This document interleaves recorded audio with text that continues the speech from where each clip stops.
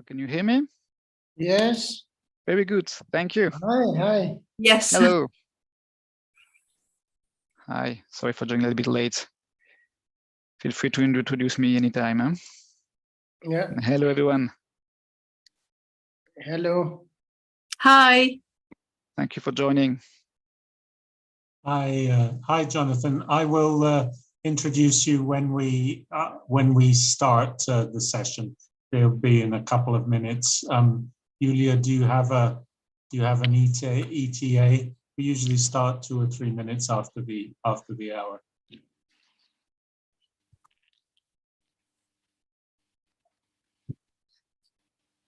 Hello, everyone. This is Dominic speaking.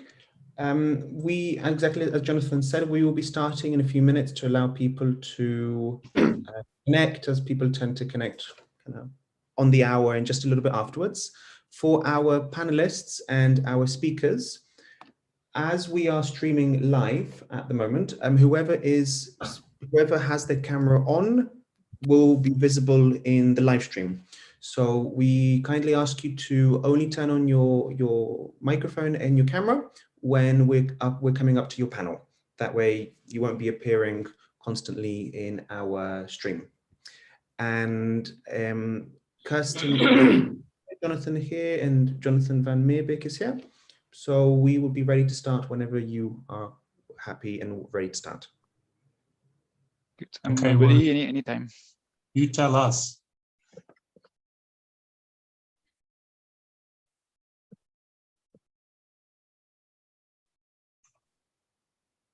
Jonathan, I think we are ready to begin. So please do go ahead. Hello, everybody. I'm Jonathan Murphy. I'm the head of the program Inter Pares, and I'm delighted to introduce you to the workshop Effective Human Rights Engagement for Parliamentary Bodies. I would like to begin by introducing Jonathan van Meerbeek to you. Jonathan is Head of Sector Human Rights at International Partnerships G1 Directorate, Gender Equality, Human Rights and Democratic Governance with the European Commission. It's an honor for you to be with us to open this session today, Jonathan, and I hand over to you. Thank you very much, Jonathan. And thank you all for joining this very interesting discussion today. I'm sure that it will be very enriching for all of us. It's really a pleasure to be here today on behalf of the European Commission for the launch of this toolkit funded by and implemented by the Inter Pares program that is funded by the European Union. My director, Chiara Adamo, asked me to step in because she's unfortunately at the UN General Assembly in New York this week. She's not able to attend, she apologizes, but I'll be very happy to speak on her behalf. I will first explain why this topic matters really for us in the European Union, and also why it matters to us to discuss it with you, in particular. You are attending this today. So first of all, why it matters to us. As you know, democracy and human rights are really at the core of the European Union DNA. These are our fundamental values and we are funded upon it. They're not only a prerequisite for any country to join the European Union, but once a country is part of the club, they are also expected to fully respect those values. A number of measures have now been adopted in this respect within the European Union to ensure that actually they abide by our values. And at the same time, it's also part of our international relations. It is really a part of the European Union Treaty, Article 21, which says that on the international scene, our cooperation shall be guided by the principles that have inspired our creation. So clearly, promotion of democracy and human rights is one of our key foreign policy objectives. There's something that you will see in our so-called action plan on human rights and democracy that we adopted in 2020, and which is really the European Union strategy, which sets our priorities for engagement in that field. So I invite you to look at that document. To support the implementation of that action plan, we have adopted an envelope of 1.5 billion euros dedicated specifically for projects in relation to democracy and human rights in other countries outside of the European Union. Now, as you know, democracy and human rights are often referred to as separate concepts, but they are intrinsically linked. They cannot truly exist without each other. The most basic feature of any democracy, which is the right to political participation, is an internationally protected human right. You can find it in the Universal Declaration of Human Rights, in the International Covenant on Civil and Political Rights, and also in many regional human rights conventions that many of the countries here represented today are part of. There is no full democracy without genuine protection of human rights, and human rights also need democracy to thrive. And that's where parliaments have an essential role to play in this. And that's the reason why we called for this meeting today. And the reason why actually this meeting is so important. Democracy starts with parliaments. Parliaments are in fact the oldest of all democratic institutions. They reflect pluralism and diversity in society. They legitimize the rule of law, and they are key to ensure accountability. We do know for a fact that democracy delivers best where parliaments are strong. And if parliaments are crucial to democracy, so it's also very important for us to support parliaments across the world as part of our action plan on democracy and human rights. And in these slides, Interpares, which is hosting us today, is the EU's global flagship project on parliamentary strengthening. It has a clear objective: to promote parliamentary democracy by strengthening the capacities of partner parliaments around the world. It does so through a very special modality, its peer-to-peer approach, hence its name, Interpares, among peers. What we do is really to facilitate exchange between parliaments in Europe and around the world. Beyond working on parliamentaries' core functions, the project has been also looking at how parliaments can engage on key thematic priorities, of where parliaments are called to play a crucial role, such as the promotion of human rights. In this light, we truly hope that this toolkit that is being presented and discussed today will be useful and can make a contribution to the engagement of parliaments around the world on human rights. Before I conclude, Jonathan, I would like to thank very warmly the author of the toolkit, which I understand will be our moderator today, Professor Kirsten Roberts Lyer from the Central European University. Of course, also the Interpares project team, Additional Idea, as well as the panelists and other participants, and in particular, the honorable members of parliament who are joining us today, parliamentary officials, scholars, and more. I have no doubts that the discussions will be very interesting and very fruitful. Thank you. Over to you, Jonathan. Thank you very much indeed for those kind and very interesting words, Jonathan. As you have just said, parliaments are indeed essential human rights actors and play a crucial role in the promotion and the protection of human rights. And Interpares is committed to working with parliaments to engage with and support human rights as one of the key areas of special focus within our work. Parliaments adopt international human rights treaties and translate commitments and recommendations of human rights mechanisms into national legislation. They ensure compliance with human rights obligations by holding the executive branch to account, supervising the implementation of public policies, and overseeing the adequate allocation of budgets for human rights protection and promotion. They also have direct links with citizens, civil society organizations, and human rights institutions, and can bolster national human rights systems and channel human rights developments and concerns directly into parliamentary work. Thus, parliaments are uniquely positioned to contribute to realizing human rights and closing the implementation gap at the national level. We're delighted, therefore, to welcome you to the launch event for the new Interpares Toolkit, Effective Human Rights Engagement for Parliamentary Bodies. As Jonathan has just mentioned, this toolkit has been developed by Professor Kirsten Roberts Lyer of Central European University, who is a leading expert on human rights and specifically on the role of parliaments in protecting and promoting human rights. Kirsten will be both introducing the toolkit to you this afternoon and also moderating 3 exciting sessions that we have organized to explore issues challenges, and opportunities in parliamentary engagement in human rights.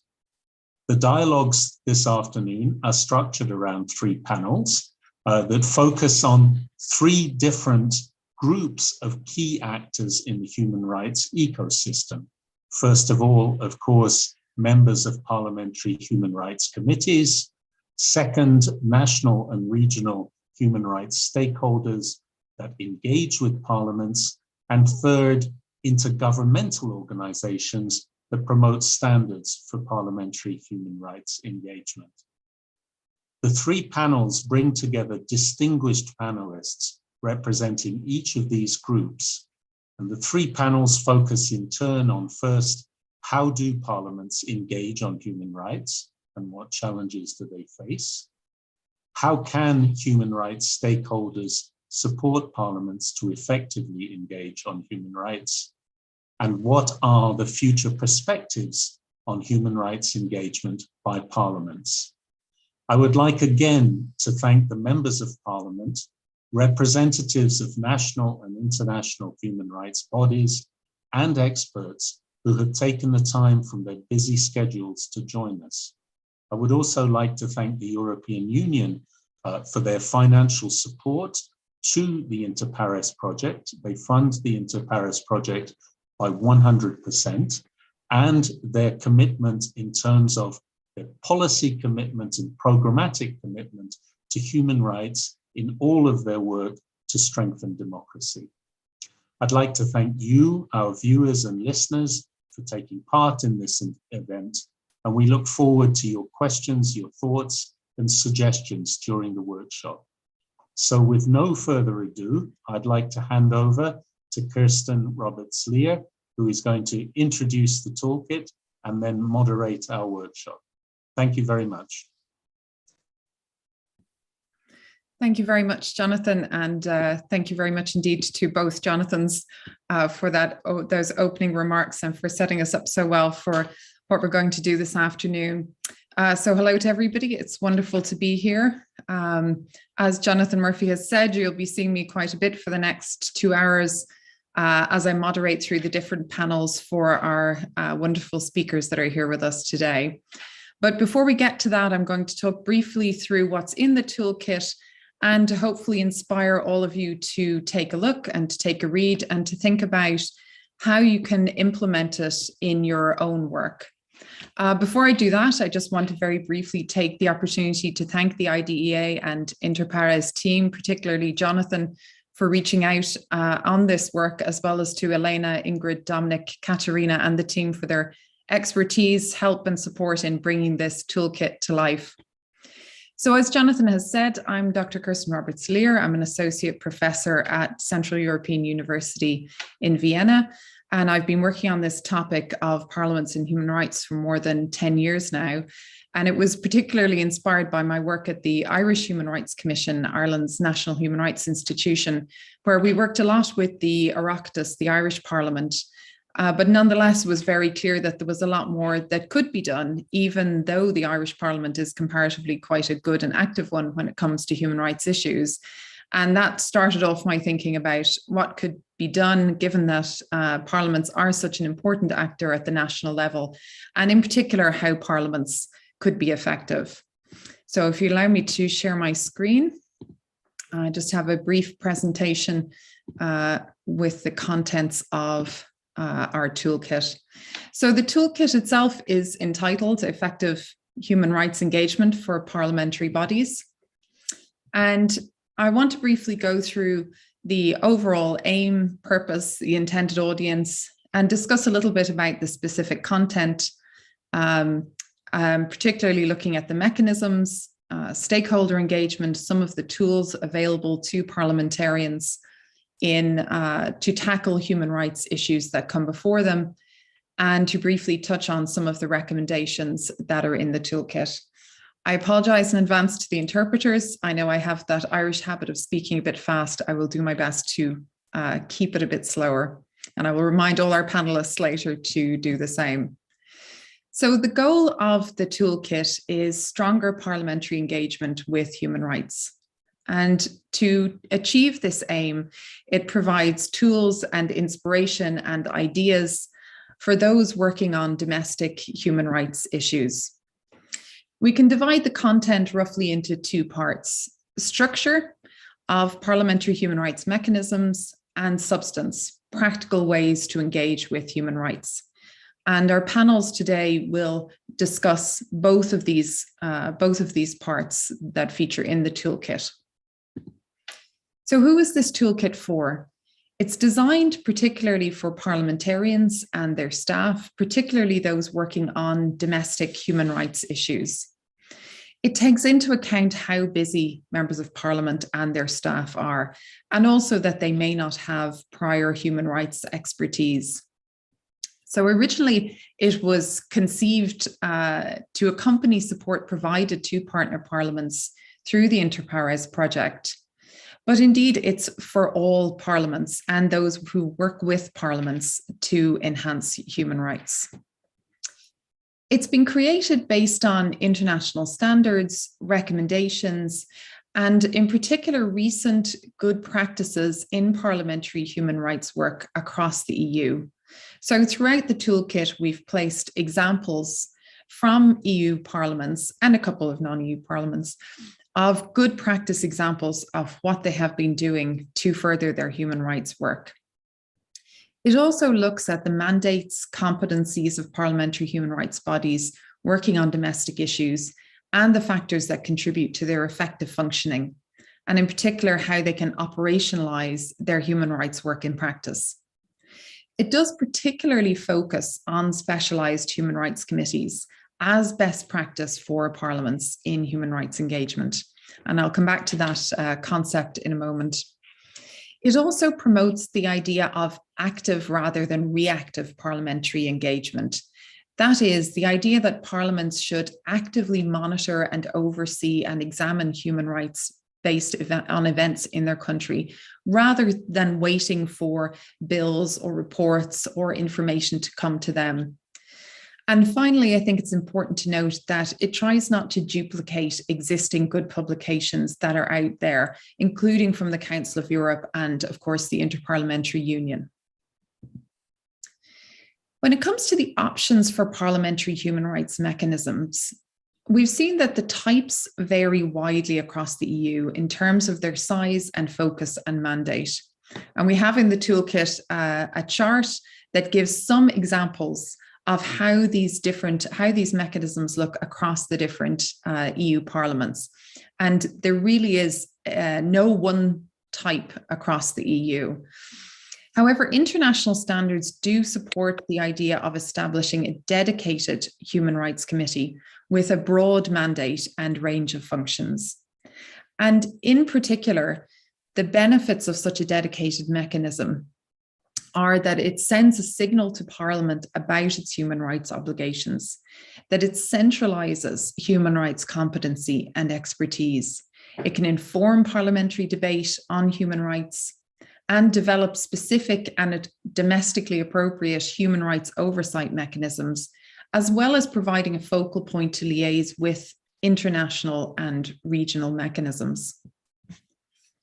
When it comes to parliamentary human rights mechanisms, there is a set of international draft principles that are particularly useful here. And these are the 2018 Office of the United Nations High Commissioner for Human Rights draft principles on parliaments and human rights. And these are particularly useful and form a framework within the toolkit because they guide parliaments in setting up parliamentary human rights committee as well as in their effective functioning. So I won't go through in detail the principles because I'd like you to look it up in the toolkit, but the principles cover the mandate, the responsibilities and functions, and the composition and working methods of parliamentary human rights committees. And they identify particularly relevant functions for parliaments in promoting human rights implementation. In addition to these, there are, of course, a range of other international instruments that support the involvements of parliaments as human rights actors. But these OHCHR principles, and I'm really delighted that Gianni Magazzini from the Office of the High Commissioner for Human Rights, who was led on this, is here today. with us on our third panel, and these form a really interesting and useful tool for parliaments in developing their human rights mechanisms. In terms of the requirements of parliamentary human rights committees, international good practice shows us that there should be a broad human rights mandate, sufficient human and financial resources, and competencies that include the ability to scrutinize bills, look at the budget from a human rights perspective, and deal with any human rights issues it finds important through the tools that are available to parliaments that make them such an important human rights actor, including public hearings, hearing witnesses, and requesting information from the executive and from state bodies. Also, the ability to advise other parliamentary bodies on human rights issues and provide support, capacity building, and training. And of course, a particularly important role for parliamentary human rights committees is to meet regularly with stakeholders. And those stakeholders include some of those, if not all of those, we have here today represented on our panels, of the executive, of the National Human Rights Institution or ombudspersons, NGOs and civil societies, and international and regional organizations. And we'll hear more, particularly in panel 2, about the important role that stakeholders have in engaging with Parliament and for Parliament to engage with stakeholders. So briefly to mention some of the important roles that parliaments have in relation to human rights at the domestic level. Of course, government monitoring and oversight is a critical role that parliaments have that enable them to really engage strongly as human rights actors. I've mentioned some of the others already, and some of them are the standard work of parliaments, such as examining legislation. But from our perspective today, looking at it from a human rights perspective. Other areas include supporting the National Human Rights Framework, so supporting non-governmental organizations, civil society, national human rights organizations, etc. And areas including supporting and overseeing national human rights action plans. And within the toolkit, we give some really good examples from around the EU and other countries on practical ways in which parliaments have engaged with human rights in holding hearings, inquiries, consultations and petitions, reports, and monitoring and follow-up to government compliance. And finally, just very briefly to mention some of the recommendations that are in the toolkit. You won't be surprised to hear that establishing a specialized parliamentary body with a human rights mandate that has a clear mission statement and powers that include oversight of human rights issues is a recommendation, as well as ensuring that that mechanism has human and financial resources, that it has clear and transparent working methods, that it develops its agenda taking into account UN and regional reviews and pressing national human rights issues, that it identifies opportunity for capacity building support, both from the committee and for the committee, for example, through initiatives such as Inter Pares, and finally, finding ways to mainstream human rights throughout parliamentary business. So my time is up and I will stop there. If you just give me one moment to switch back to my regular screen, I'll stop sharing. Thank you so much. So that's the toolkit in a nutshell. And I very much hope that this short presentation will inspire you to take a look at it in detail and to implement it in your own work, as well as to share it with others that it might be of interest to. So now is the time to move on and start with our wonderful panels. And as Jonathan said, we have 3 panels today representing different key actors in the human rights infrastructure. Members of parliamentary human rights committees, national human rights stakeholders that engage with parliaments, civil society, academia, the National Human Rights Institution, and then intergovernmental organizations that promote standards. Oh, I'm sorry. I have some break-in of trans.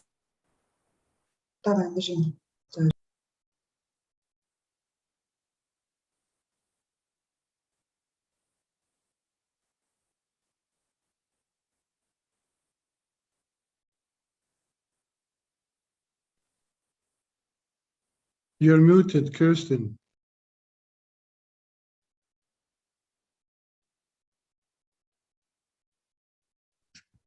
Thanks, Jenny. Can you hear me now? Yep. Okay. All's good. I'm not sure when you had me muted from. Maybe Dominic or Jonathan, you can tell me. We lost about 15 seconds, so maybe the last 2 sentences. That's not too bad. Okay, so let me go back to that again. So now is the time to move to our wonderful panels. We have 3 panels today representing the different actors in the human rights infrastructure, members of parliamentary human rights committees, national human rights stakeholders, and intergovernmental organizations that promote standards for parliamentary human rights engagement. So the format that we've chosen for this event is an interactive one to facilitate discussion among panelists. We didn't ask anybody for presentations, but we did share already some questions, and I'll start each of the discussion panels with some of those. Panelists, please feel free to pick up on points raised by your fellow panelists and to respond directly. Discussion does not have to come through me. For the audience, I would just remind you that you can put questions into the Q&A function. Dominic Sova and Caterina Ruiz will feed those through to me, and I will put them to the panelists where we can as part of the discussion. Panelists from other sessions who are here on the Zoom side of things, please feel free to come in as well and ask questions. We really do have a wonderful group of distinguished panelists here today, and we would love to hear from everybody and really have an active discussion. So as Jonathan mentioned at the start, each of our panels is centered around a particular topic, which is indicated on the agenda. But overall, we hope to have the opportunity today to discuss key issues in strengthening parliamentary engagement with domestic human rights. I would remind everybody that there's simultaneous interpretation and invite all the panelists, as I'm sure I have not done, I'm afraid, to speak slowly and in a clear manner. We'll have our 3 sessions, and then we'll finish at 4:30 Central European Time with some short wrap-up remarks from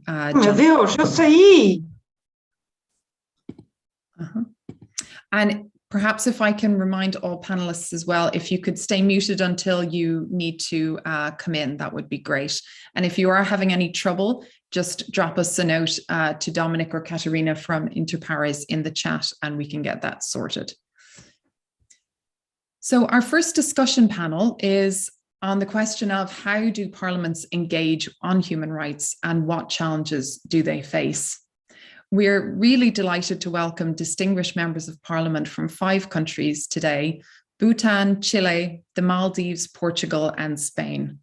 Really, thank you so much for being here and taking the time out of what we know is extremely busy schedules to participate. Your participation is really vital today. So I'll just briefly run through the short biography for all of the panelists, and then I will ask you to address our first question, which is to briefly tell us about your parliamentary committee. How does your committee operate within the parliament? Is it permanent? Does it change with the parliamentary cycle? What powers does it have?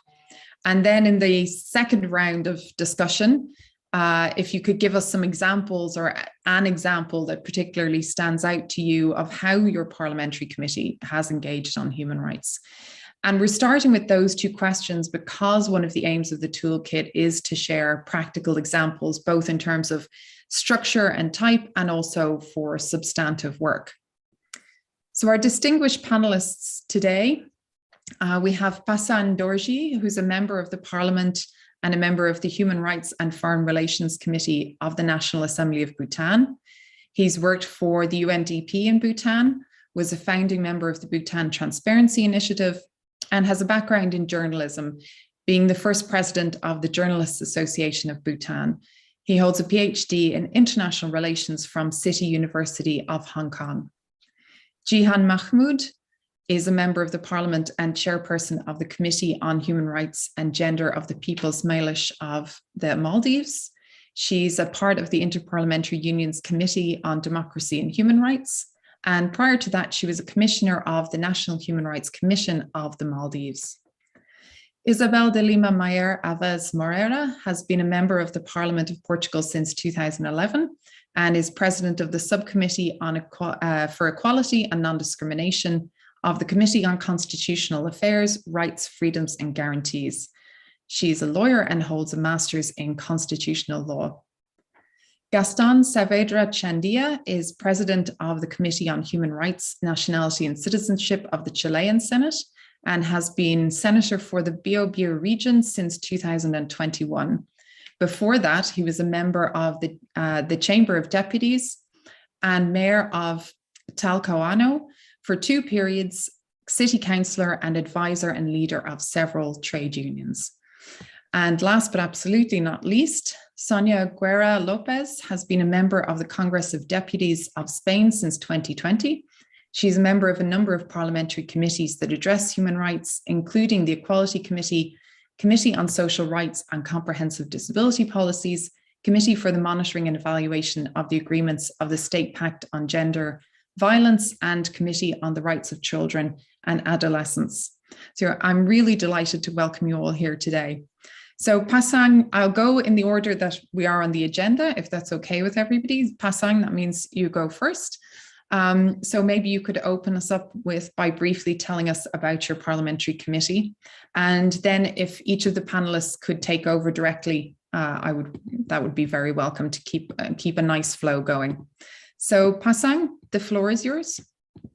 Thank you very much, moderator and participants, organizers, and also the audience. To answer the first question, maybe I will try to be as brief as possible. For Bhutan's National Assembly's Human Rights and Foreign Relations Committee, we draw our mandate from the constitutional mandate, which says that all persons shall have the right to life, liberty, and security of person. So based on this broad mandate, in the National Assembly, we have Human Rights Committee, and this committee to us is very special. Since Parliament, the members of Parliament keep changing, but this is one of the standing parliamentary committees that has been given a lot of importance in our 3 consecutive democratically elected parliaments. And we now, how do we operate? We have, this committee occupies a special space in our rules of procedure of the House. And this, as I told, is one of the standing committees. And the one of the crucial rules and mandates of our committee is to look at the legislation that is favorable to the ecosystem of human rights. And if need be, we also recommend the revision in policies, amendment in legislations. And also some of the works that this committee does is that we also monitor the human rights violations, incidents of human rights violations, and wherever required, we report to the House. And in the past, there has been incidences where we did some studies, some investigations, and including visits to prison cells, and also like some of the issues that we think matter to human rights issues, we report to the House, and also we table for recommendations and also resolutions.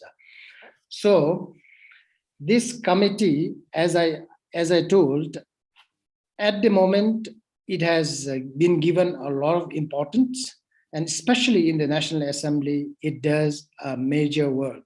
And just recently, in our latest parliamentary session, we ratified a convention called, I think most of you, all of you will be aware, United Nations Convention Against Transnational Organized Crime, UNTOC, and Protocol to Prevent, Suppress, and Punish Trafficking in Person, TIP, especially women and children.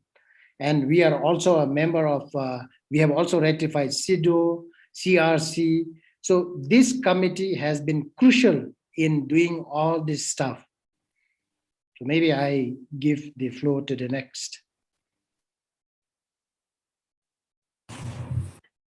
Thank you. My name is Jihan. I chair the Human Rights and Gender Committee of the Maldives.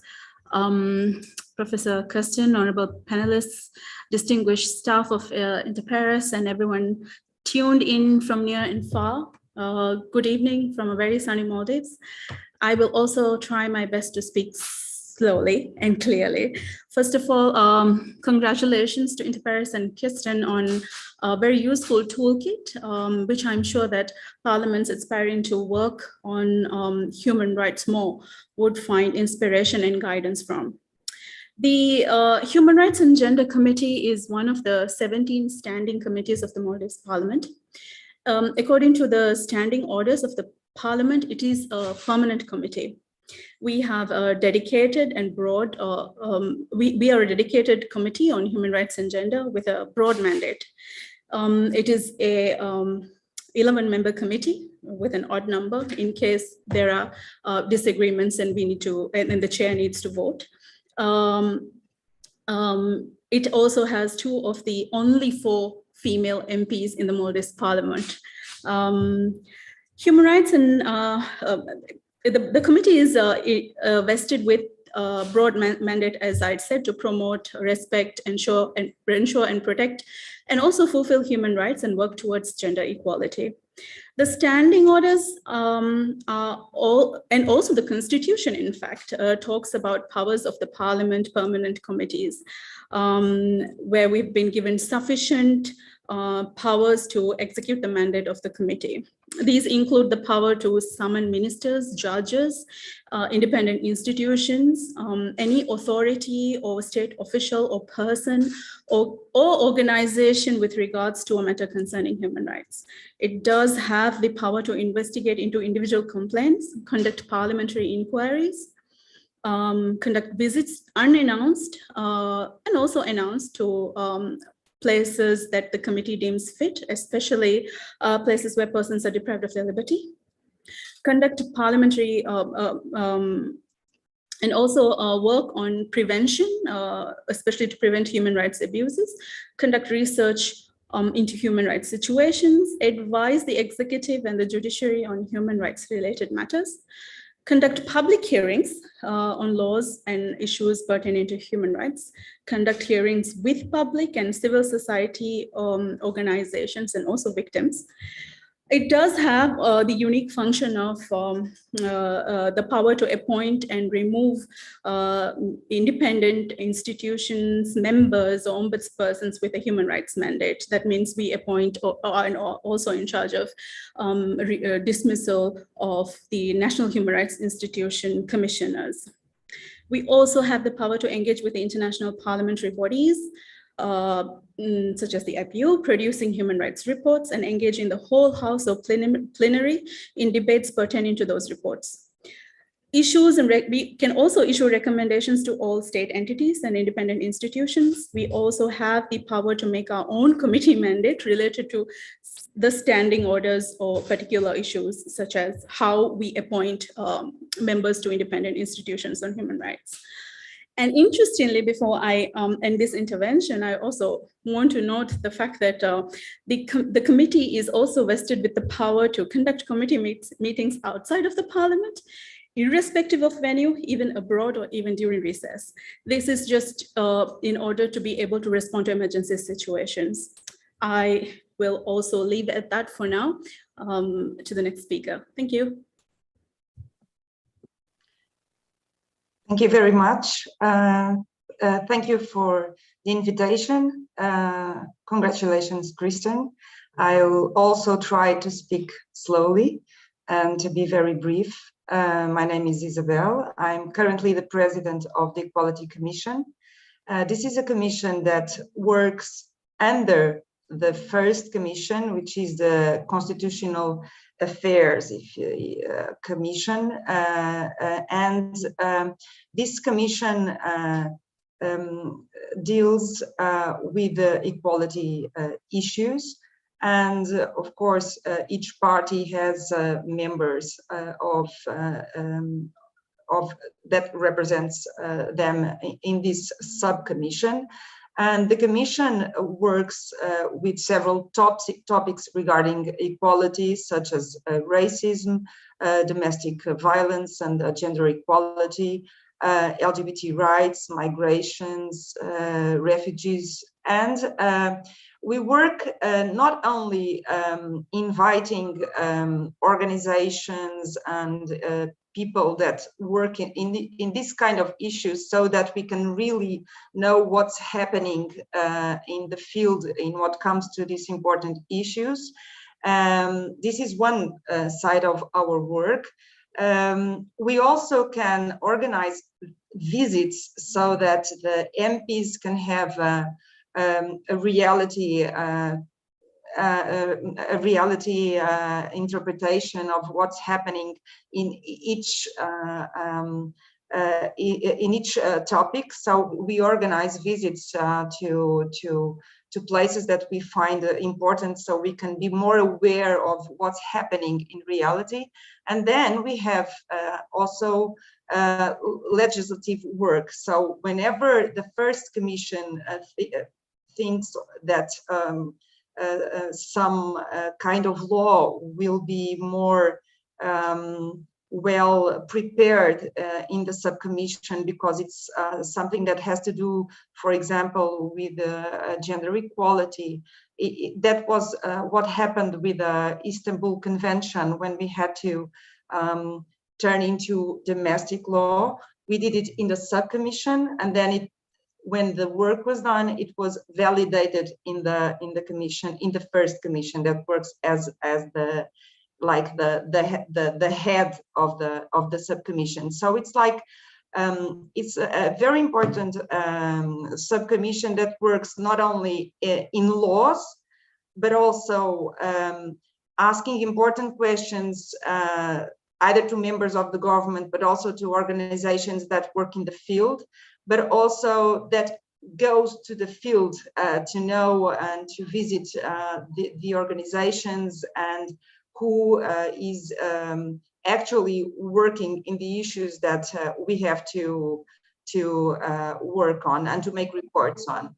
And one thing, to really be brief on this first presentation, that I think it's important to note, is that year after year we are only women. So there is never a man in this subcommission, and it's like equality is just for women, which I think it's really down point to notice. And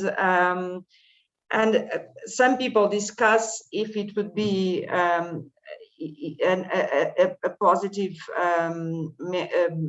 thing to create a equality commission as a principal commission that would work beside all the main commissions in the parliament. But so far, I think it has done an important work in all these topics.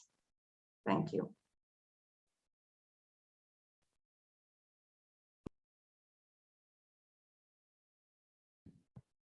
Thank you so much, Isabel. Can I invite Gaston Savedra to present if he's with us? And let me also take the opportunity, actually, while we're waiting for him to come on, is to say that we also are delighted. Oh, thank you, Gaston. We're delighted to have a second member of the Spanish Parliament with us today. Laura Berja Vega is a member and spokesperson for the Spanish Socialist Workers' Party of the Equality Commission of the Congress of Deputies of Spain. Prior to that, she was a senator holding the same position, and before that, a councillor for Jaén in Andalusia, and she's a psychologist by training. We're absolutely delighted to have you here, and I would invite you to speak after Sonia Guerra Lopez, if that's okay. Gaston, the floor is yours. Muchas gracias, buenos días. La cámara si me dice que tienen que usted autorizarme.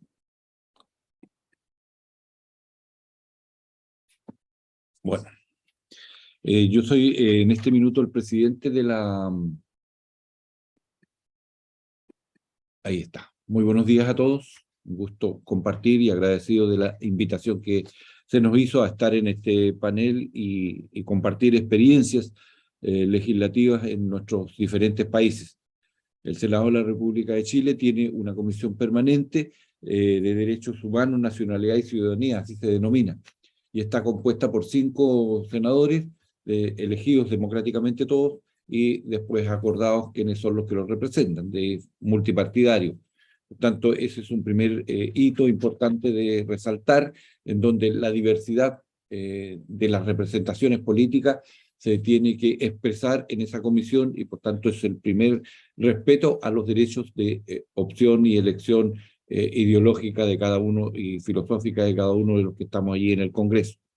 Lo segundo es que esta comisión es de carácter permanente y se va intercambiando la presidenta democráticamente, porque hay un acuerdo de parte de las diferentes fuerzas políticas que están en el Congreso de la Nación.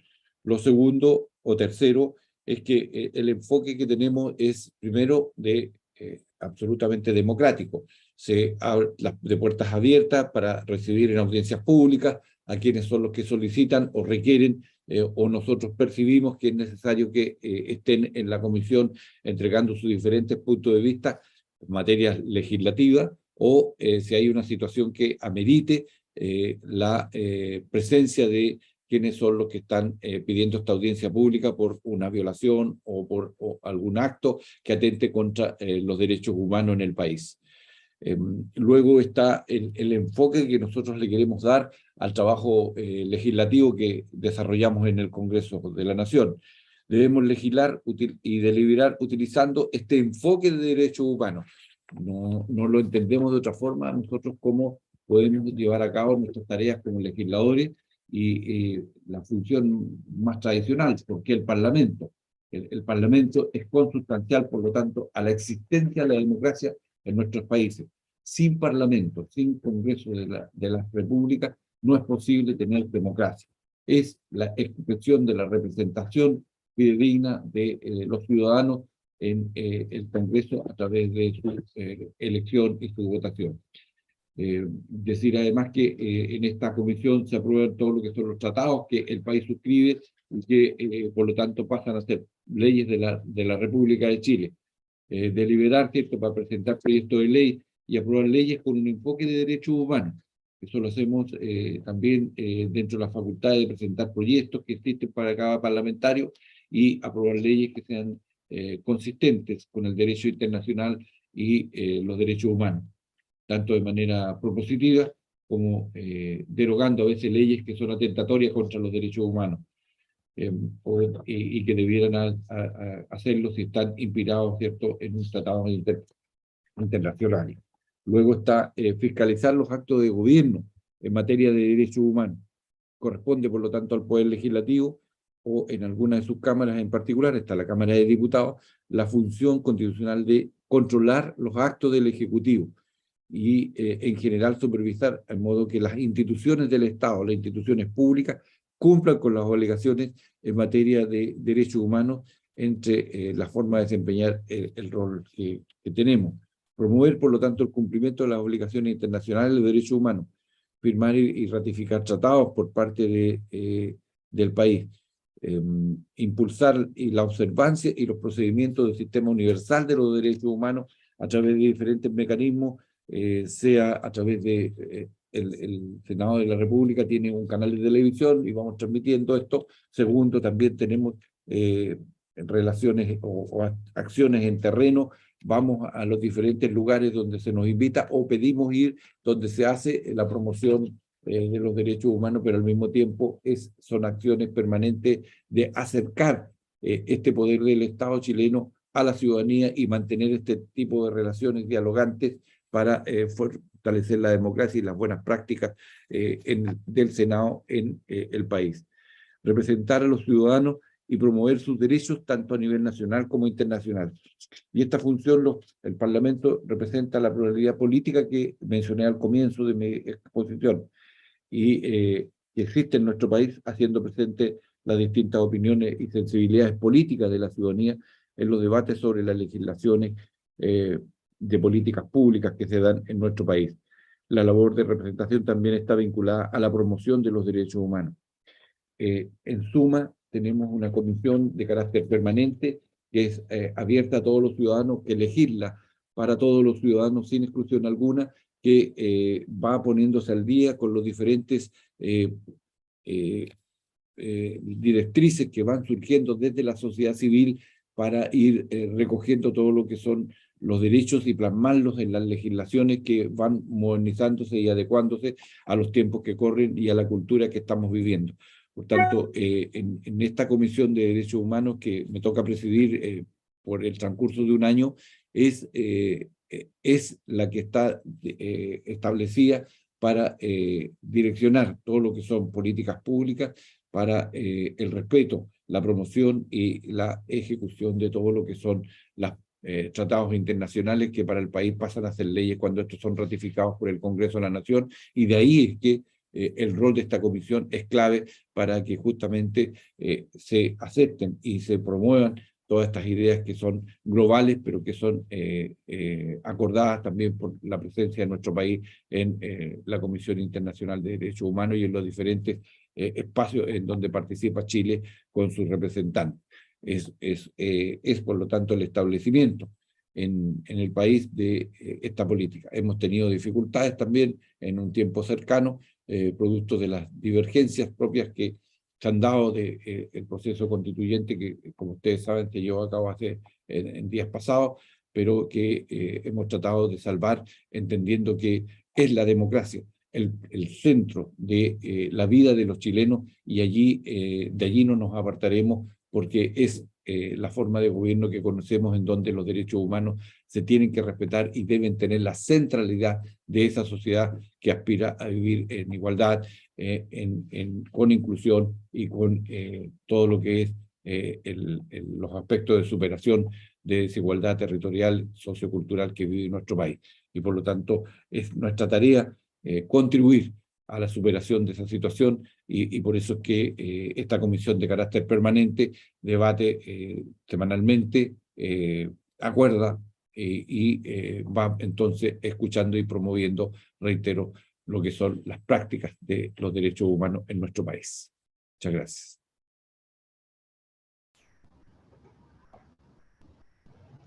Bien, buenos días. Quiero empezar antes de nada dando las gracias a la organización por la invitación que nos han hecho para poder estar presentes en estas jornadas, y en segundo lugar disculpar a mi compañera Laura Berja, que aunque aparecía como conectada, la verdad es que yo estoy sustituyéndola porque ella está en estos momentos en una reunión presencial aquí en el Parlamento, que empezamos el pleno en unos minutos, y no podrá acompañarnos. Laura es la portavoz de la Comisión de Igualdad y yo soy la portavoz de la Comisión de Derechos Sociales, pero en este caso, como vocal también de la Comisión de Igualdad, voy a intentar hacer la intervención como igualdad, que es por lo que se había invitado a Laura. La Comisión de Igualdad es una comisión permanente con poder legislativo y que se encarga de tramitar todas las iniciativas legislativas, tanto las que promueve el Ejecutivo como las que promovemos nosotros y nosotras a nivel legislativo. Es una comisión que, como decía, es permanente, pero que muchas veces corremos el riesgo de que esa permanencia continúe en el tiempo en función de las fuerzas políticas que gobiernan en el Parlamento español. Decía Simone de Beauvoir que faltará una crisis política, económica o religiosa para que los derechos de las mujeres sean cuestionados. Yo quiero recordar que el gobierno de España con José Luis Rodríguez Zapatero fue un gobierno completamente innovador, que aprobó su primera ley de igualdad, que creó por primera vez en España el Ministerio de Igualdad, y que cuando vino la crisis económica de 2008, 2009, 2010, lo primero que se hizo fue prescindir del Ministerio de Igualdad. Normalmente las comisiones legislativas en nuestro Parlamento tienen cierta correlación con la organización del Ejecutivo, es decir, dan respuesta a los diferentes órganos ministeriales en los que se organiza el Ministerio. Y aparte de la Comisión Legislativa de Igualdad, en este caso, hay diferentes encargos que, por un tema de prioridad en la agenda política, pues decidimos crear y que dependen directamente de esa comisión legislativa. Por ejemplo, en el caso de la Comisión de Derechos Sociales, se ha creado una subcomisión para luchar contra el antigitanismo. Esa subcomisión no es legislativa, depende de la legislativa de derechos sociales y tiene un principio y tiene un final. Es decir, nuestro cometido es hacer un documento, un gran pacto que firmen todas las fuerzas políticas con representación en el Parlamento español para luchar contra el antigitanismo. Cuando creemos ese documento, cuando se discuta en el Parlamento, esa subcomisión deja de existir. En el caso de la Comisión de Igualdad hicimos algo parecido con el Pacto de Estado contra la Violencia de Género. Y es importante destacar el Pacto de Estado porque es un pacto que se aprobó cuando el Partido Popular, la derecha española, estaba en el gobierno, pero que ha permanecido en el tiempo a pesar del cambio de gobierno en el Ejecutivo. A nivel legislativo, las diferentes fuerzas políticas hemos continuado trabajando. Yo, en la línea de lo que comentaba Isabel, sí que me gustaría destacar que coincido con ella en que la Comisión de Igualdad está completamente feminizada. Y yo creo que uno de los retos que tenemos por delante a nivel político, tanto a nivel orgánico en las organizaciones políticas como a nivel institucional, desde la administración local hasta Europa y hasta a nivel global en Naciones Unidas, es intentar evitar esa segregación horizontal y vertical que muchas veces criticamos que pasa en el mercado de trabajo, porque al final, cuando acabamos repartiendo los cartipacios políticos, acabamos repitiendo eso que pasa en el mercado de trabajo, eso que pasa en la economía, ¿no? Pues que las carteras de políticas sociales, de igualdad, de inmigración, de cooperación, etcétera, las acabamos llevando las mujeres o acabamos trabajando y colaborando en ellas las mujeres, y otras carteras que están más masculinizadas, pues continúan llevándolas los compañeros, ¿no? Yo creo que en ese sentido sería importante que nosotros y nosotras, como legisladores, hiciéramos acciones positivas que nos permitiesen mostrar el camino de esa sociedad completamente igualitaria a la que queremos llegar en política y en la sociedad. Y para finalizar y no extenderme más, creo que no estoy cumpliendo con el ir despacio, que es uno de los defectos que tengo, que tiendo a hablar muy rápido. Lo siento por los traductores y las traductoras.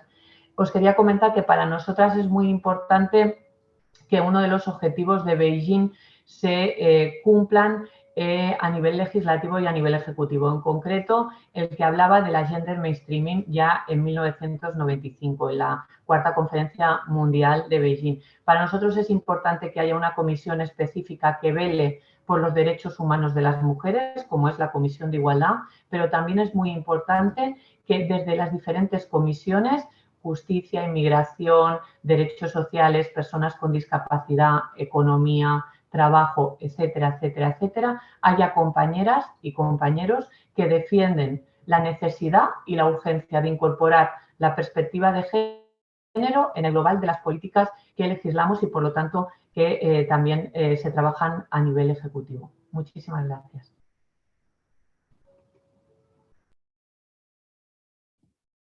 Thank you so much. And thank you to all the speakers for really fascinating insights into how your parliament operates.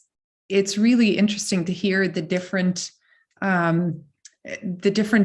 modalities that you have, the different position you have in the parliament.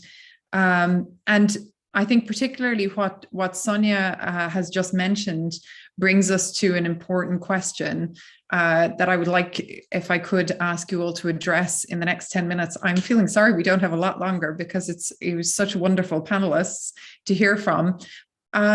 Could we address the question of what challenges your committee faces?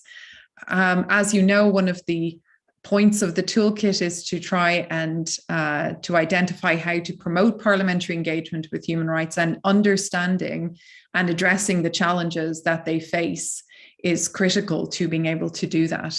So perhaps if we can go through the panelists again, if you'd all like to take that question and give us some examples of the challenges that your committee faces in dealing with human rights. And before I hand over, Pasang, to you again, if I could just remind everybody of that there is simultaneous translation. You can use the translation button in the toolbar for those who are on Zoom at the bottom. And also for everybody watching, if you can access the Q&A, you can also ask a question to all of the panelists. And there's already some really interesting answers coming from other panelists who are answering to questions that are posed there. And please, all panelists, feel free to answer any question that comes up that you feel like you would like to answer. Wonderful. So could we start again, Pasang, with you on challenges? I'm sure there were a few. Yeah, it's quite interesting. Before I go to the challenges that our committee faces, I think there is a good progress on human rights, because on this panel, I think the balance of power is hugely in favor of women MPs on this panel. So a good progress on human rights. As I told in the beginning of the session, we have a huge mandate, but at the same time, we are also constrained by a lot of things. For example, one of the biggest constraints that we, especially in the National Assembly of Bhutan, faces is every 5 years, the members of parliament change. And the rate of return of members of parliament is quite low, perhaps the case in any democracy. So when it comes to the issue of human rights and discipline of human rights, I think I cannot think of anything that does not fall under the discipline of human rights. So the awareness, the knowledge on the scope and depth of human rights, I think it's limited. And that actually becomes a one constant for parliamentarians who take over this committee to perform. So maybe in an ideal case, maybe it would be nice that if we can sort of train or educate politicians, as many politicians as possible on human rights, so that we at least have a sizable number of politicians back in the parliament who have sufficient knowledge to operationalize the issue of human rights when they are doing their parliamentary duty.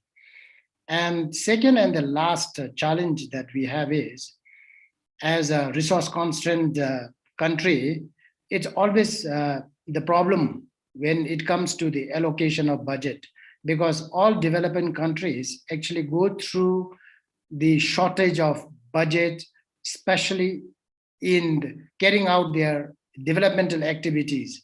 And when we talk about human rights, though it's very important, it's core to our mandate, but it is also quite difficult to sort of allocate budget for human rights issue and compromise the budget on the developmental activities that are actually the need of the hour.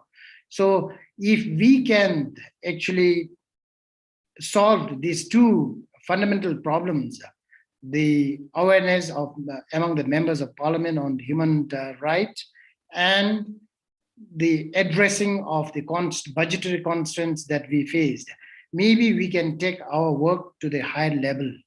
Yeah, thank you.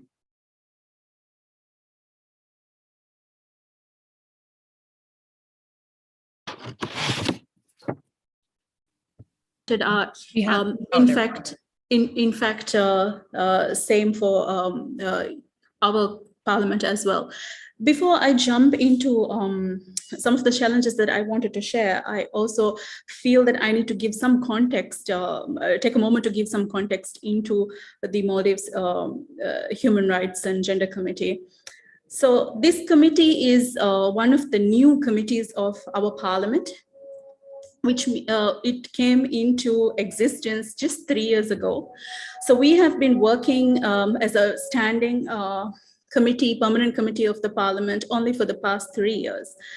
So therefore we have a new set of, an array of challenges that I believe I must share with other parliaments who are aspiring to perhaps pave way for a permanent human rights committee. So since we are the first committee with a human rights mandate, it means that we struggle with a lot of competency issues. Not all of our committee members come from a human rights background, well versed with human rights issues or international human rights standards, or perhaps even domestic human rights laws and mechanisms. So building capacities and working on burning and urgent human rights issues is very challenging. Again, because we are a new committee, the Parliament Secretariat itself, when we came into functioning as a committee, needed to be trained on human rights. We are still learning learning how to scrutinize the budget from a human rights and gender lens. It's a very specific set of skills. Of very few people around the world, even budget experts. Very few budget experts are can scrutinize a budget from a gender lens or even a human rights lens. And so it's one of the primary functions of any human rights, any committee to be able to scrutinize the budget, or in fact a parliament. So it has been very challenging to build, to try and build that competency, at the same time performing that role from day one, from the word go. So because this is a very technical and specific set of skills, we find it challenging to make meaning of numbers. Again, not all parliamentarians come with the skill set to make meaning of numbers, but it is so crucial to provide evidence to the kind of discourse we want to have. Human rights issues are now, because we have a specific committee on human rights, it's now being viewed as the mandate of the committee and committee alone.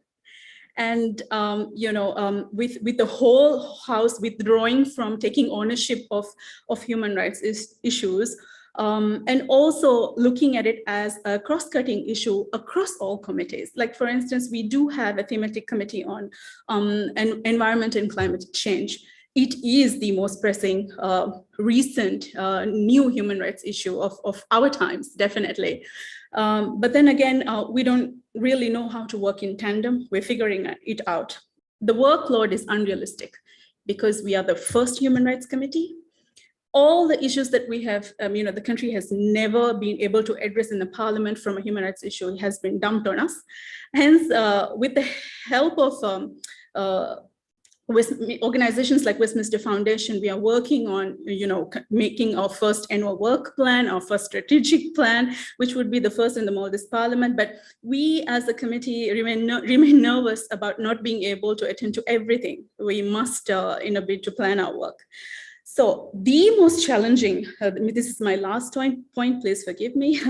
The most challenging is the fact that we come from a political, the committee is made up of political parties who do not have consensus on human rights issues, or not even, some of them don't even have a human rights agenda. And so one of the biggest challenge of any committee is to build consensus across members. And to build that consensus on something like human rights, which can be politicized, but also can be a apolitical issue, is a tough one for a chair. And so building consensus on unpopular human rights issues and tabling it to the plenary or the whole House, and having everyone speak the human rights language and support the discourse is a tough one. Thank you. Well, I think the big challenge is the fact that we are dealing with equality, and equality is at the core of the public policy. And we of course have the main commission in the Parliament is dealing with human rights, and we are a subcommission, and we are dealing specifically with equality. And I think we really need representation. We can't be like this subcommission with women that deal with these specific issues on equality, because really domestic violence, gender equality, racism, migrations, equal pay rights, this has to do with everyone. So it's really too late to start getting men involved. And I think we really need, one option is to make equality really visible, is to give effective power to the subcommission. So one option to make it more visible is, in fact, to to transform the subcommission in a main commission with actual legislative power, and with the power to control the other legislative acts in the specific item of equality. That would be an option, not the only option, but that would be an option. But definitely, I think we need more, at least more, if you allow me this way of speaking, at least we need more space in the Parliament agenda. That's a challenge when we are talking about equality. Thank you very much for the invitation. It's a pleasure to be around all of you.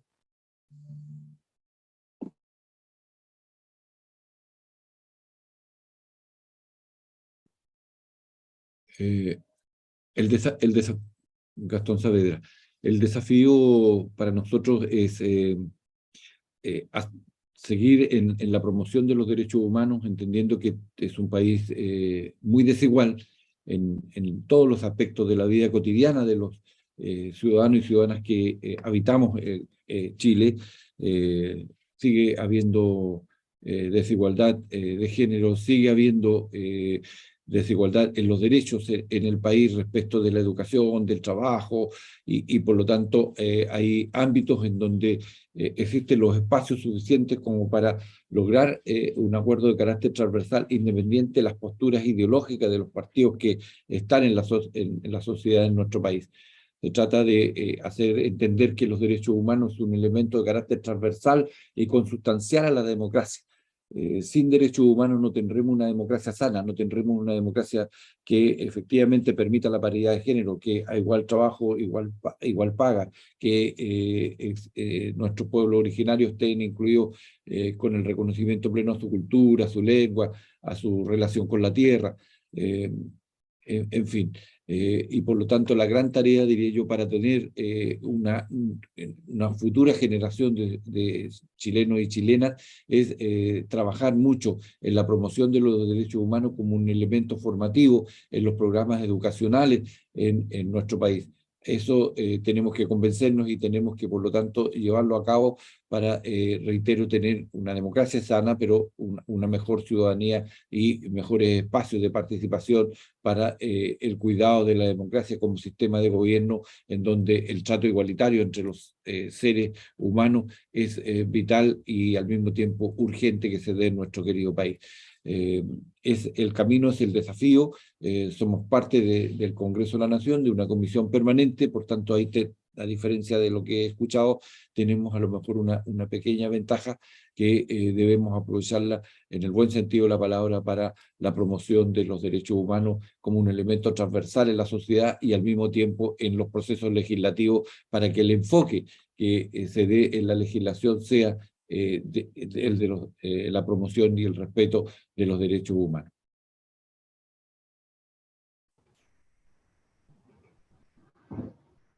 Bien, pues los retos que tenemos por delante. Yo creo que uno de los retos que tenemos los legisladores y las legisladoras, también el gobierno estatal, es mostrar la necesidad de ser próximos a la ciudadanía. No es casual que en las últimas semanas estemos reivindicando el concepto del gobierno de la gente. Estamos muy acostumbrados a que en las administraciones locales son los gobiernos locales los que están más en contacto con las necesidades reales de los ciudadanos y las ciudadanas, y muchas veces los gobiernos autonómicos o estatales desconectan de la realidad de lo que pasa en nuestros pueblos y ciudades. Yo creo que es muy importante que los legisladores no únicamente legislemos, lo han dicho también compañeros y compañeras que me han precedido en el uso de la palabra. Es muy importante que nos reunamos con entidades que defienden los derechos de colectivos específicos, que nos reunamos con ciudadanos y con ciudadanas, que cuando no estamos en el Congreso, en el Parlamento, estemos haciendo territorio, que toquemos a la ciudadanía, que sepamos qué es lo que le está pasando, porque solo si sabemos lo que le está pasando a los ciudadanos y ciudadanas podremos legislar de manera eficaz, eficiente y efectiva. Yo siempre digo que les tenemos que robar un poquito los conceptos y el vocabulario a los economistas, que muchas veces tratan de hacer políticas economicistas y de recortes, y yo creo que los legisladores de las políticas sociales en el sentido amplio, también de las políticas de igualdad de género, tenemos que reivindicar que al final cuando estamos generando valor público y estamos generando comunidad, estamos siendo también mucho más efectivos y eficientes desde el punto de vista económico, porque prevenir siempre es mucho más económico que atender o dar asistencia a personas que ya han pasado por una situación complicada. Como os comentaba, yo creo que también uno de los retos es que los políticos y las políticas dejemos de decir cómo debería ser la sociedad y empecemos a aplicarnos el cuento ya a nivel interno, nosotros y nosotras. Por lo tanto, debemos avanzar en la lucha contra la segregación horizontal, debemos romper techos de cristal, no únicamente a nivel institucional, sino también en el marco de las organizaciones políticas y sindicales, que muchas veces todavía los liderazgos están ocupados por los compañeros. Debemos trabajar, y ahí debemos estar las compañeras feministas también, junto con los compañeros, en temas de masculinidades alternativas. Yo creo que hay muchos hombres cada día más que no se sienten de acuerdo tampoco con el rol de género que les ha tocado perpetuar en una sociedad machista como la que vivimos, y que por lo tanto cuando hablamos de construir una sociedad realmente igualitaria, esto no va únicamente, como comentaba Isabel, no va únicamente de las mujeres, va de mujeres y hombres comprometidos con la igualdad, porque como comentaba también Gaston, únicamente una sociedad será democrática cuando mujeres y hombres tengamos los mismos derechos. Por lo tanto, tenemos que seguir trabajando en la agenda política feminista y en la agenda política social que reivindique los derechos humanos de todas y todos, independientemente de donde nos haya tocado por suerte o por desgracia nacer. Muchas gracias.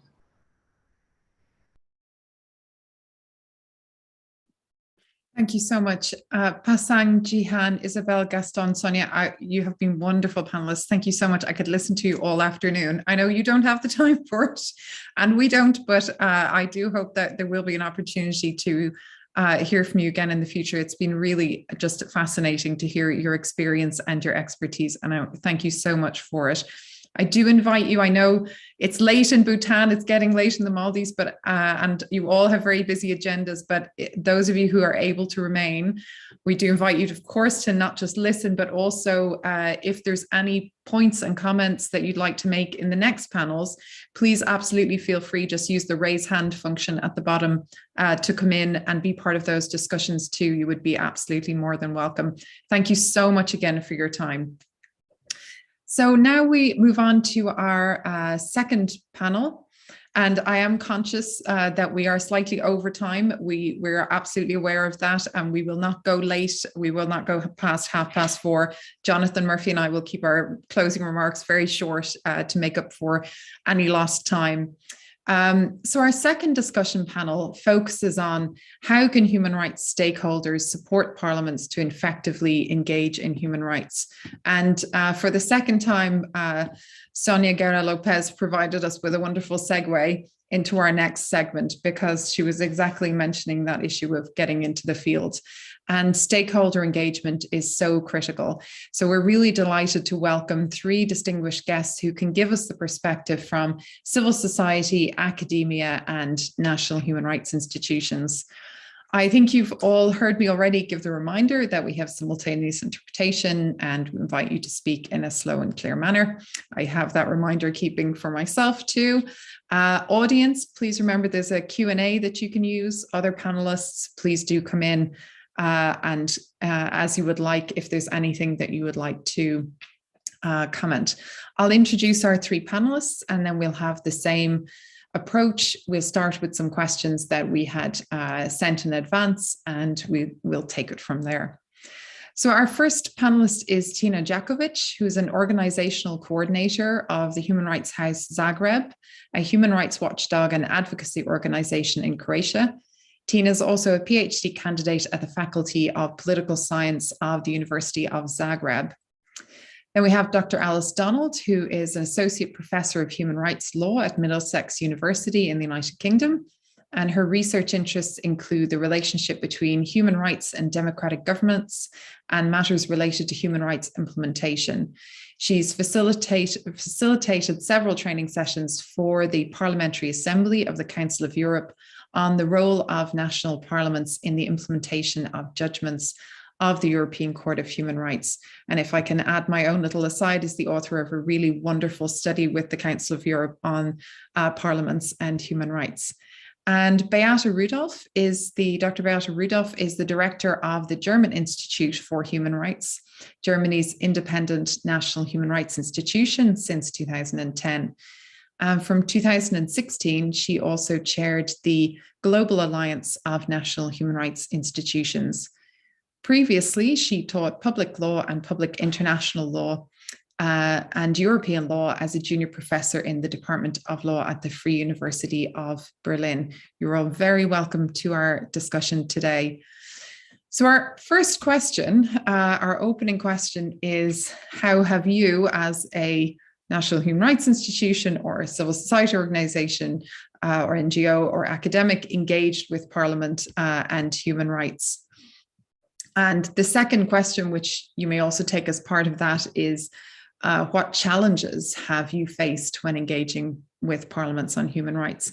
And Alice, if I may direct to you, a comment to you as well, please feel free to engage either as an academic engaging with parliaments or from your broad range of expertise, whichever you would prefer, or both. And we will take the full time for the panel, so I'm not going to cut everybody off at 3:45. We will use the extra 10 minutes. So with that being said, Tina, I would give the floor to you. Thank you. I hope you can hear me.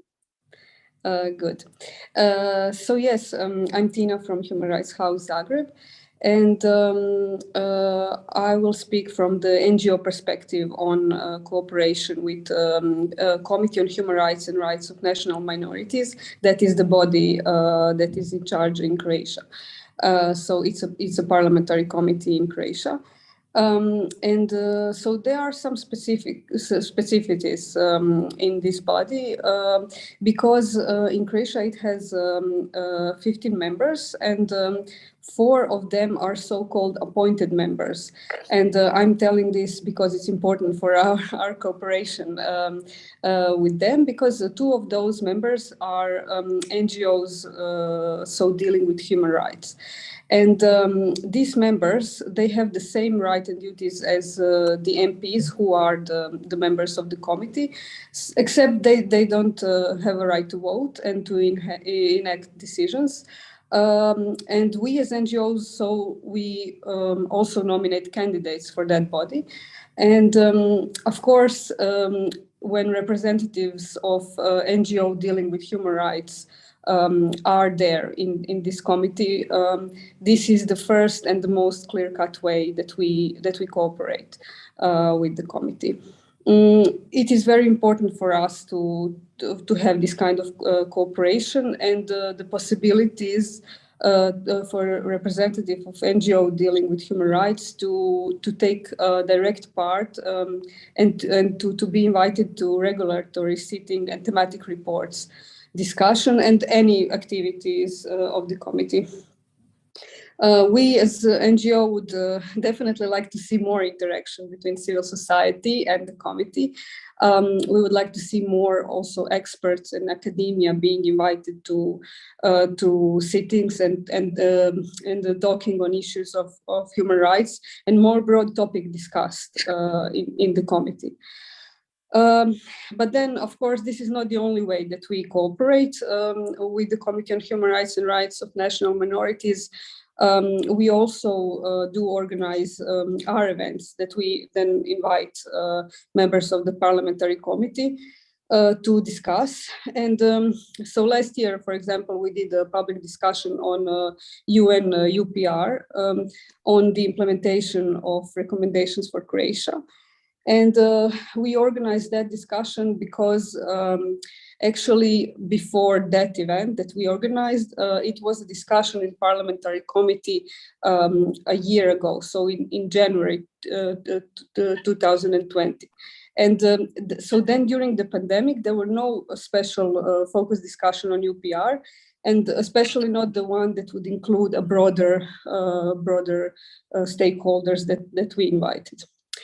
So, for example, on these issues on UPR, the Committee on Human Rights and Rights of National Minorities discussed UPR recommendations and during this cycle, but we also think that this discussion should be more frequent.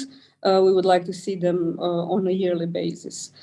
And yes, we would definitely like to enhance our cooperation and engagement of NGOs in their work in the Parliamentary Committee.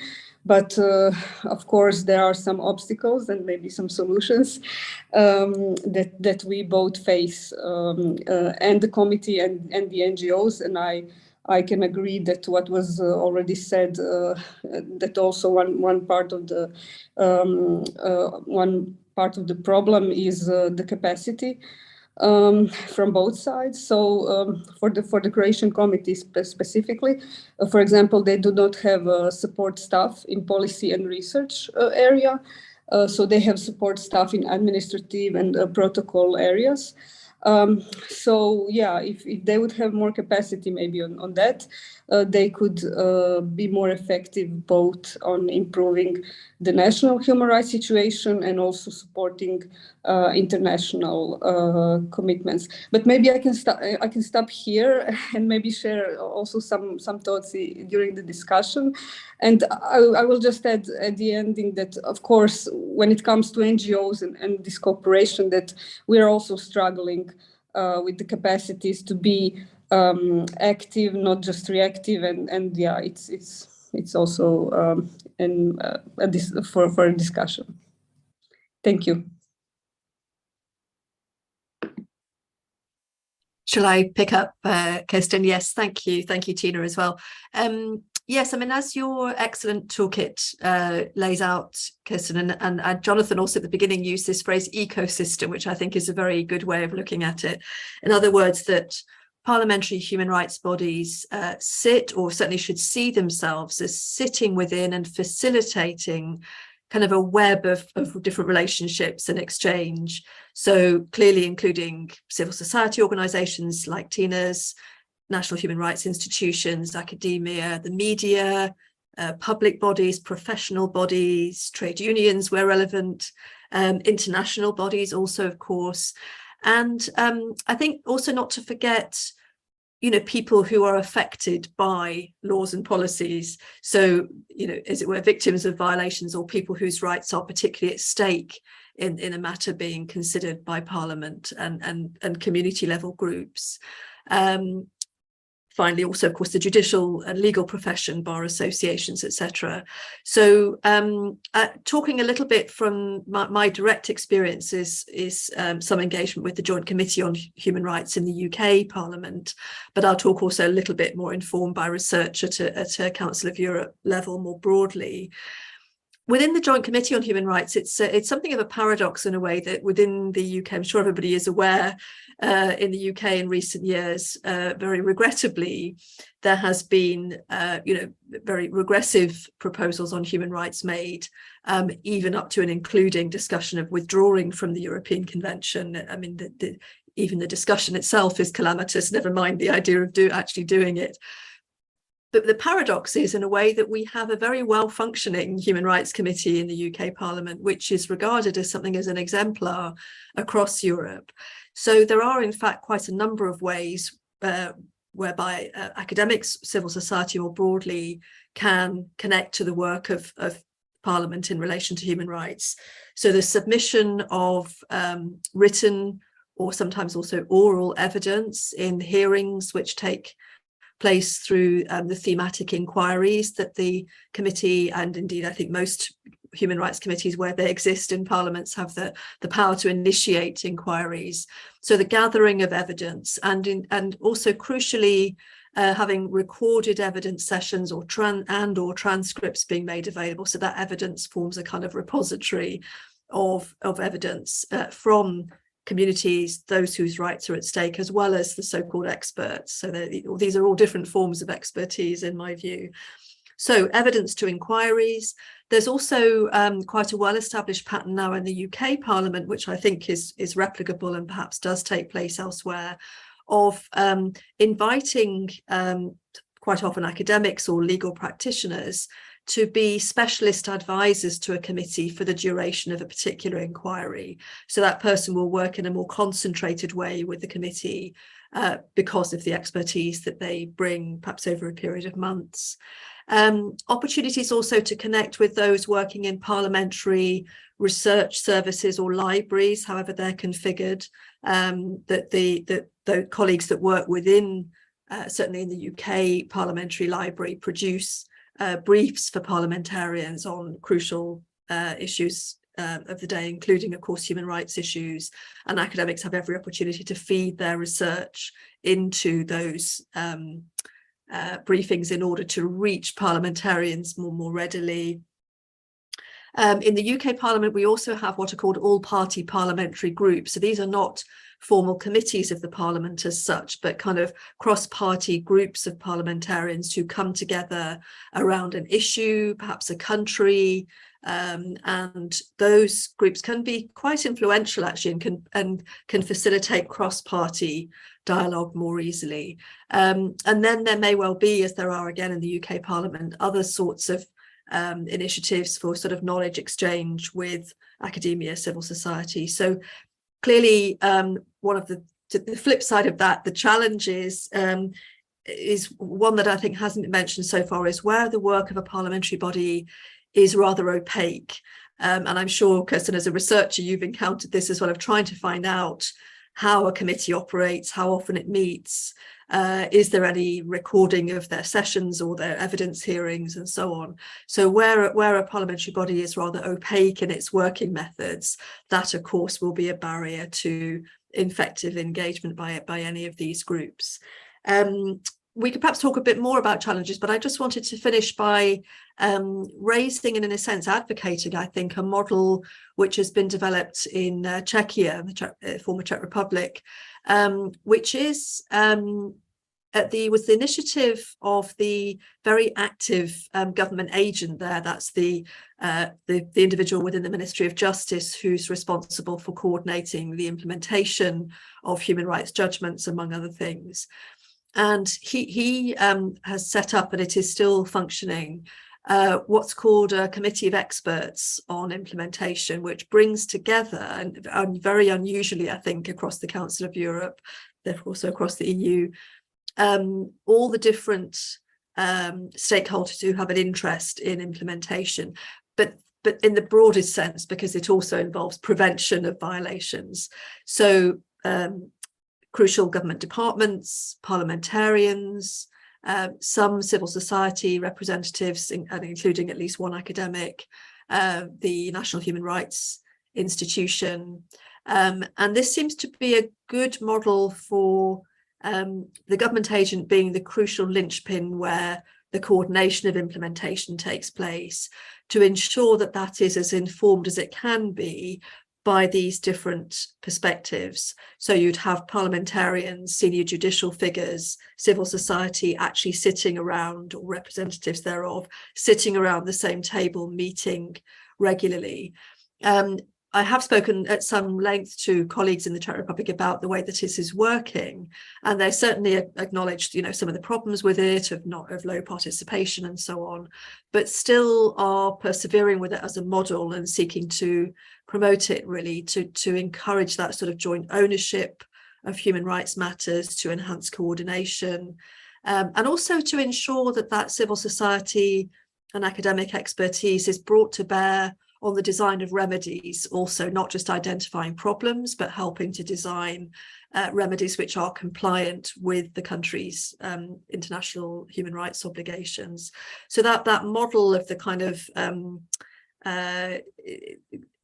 well, it's called a committee of experts or collegium in the Czech context, is one which I think is worth looking at and perhaps seeking to expand in other national contexts. So can talk about more of the challenges if that would be helpful, but I'll leave it there and pass on to Beata.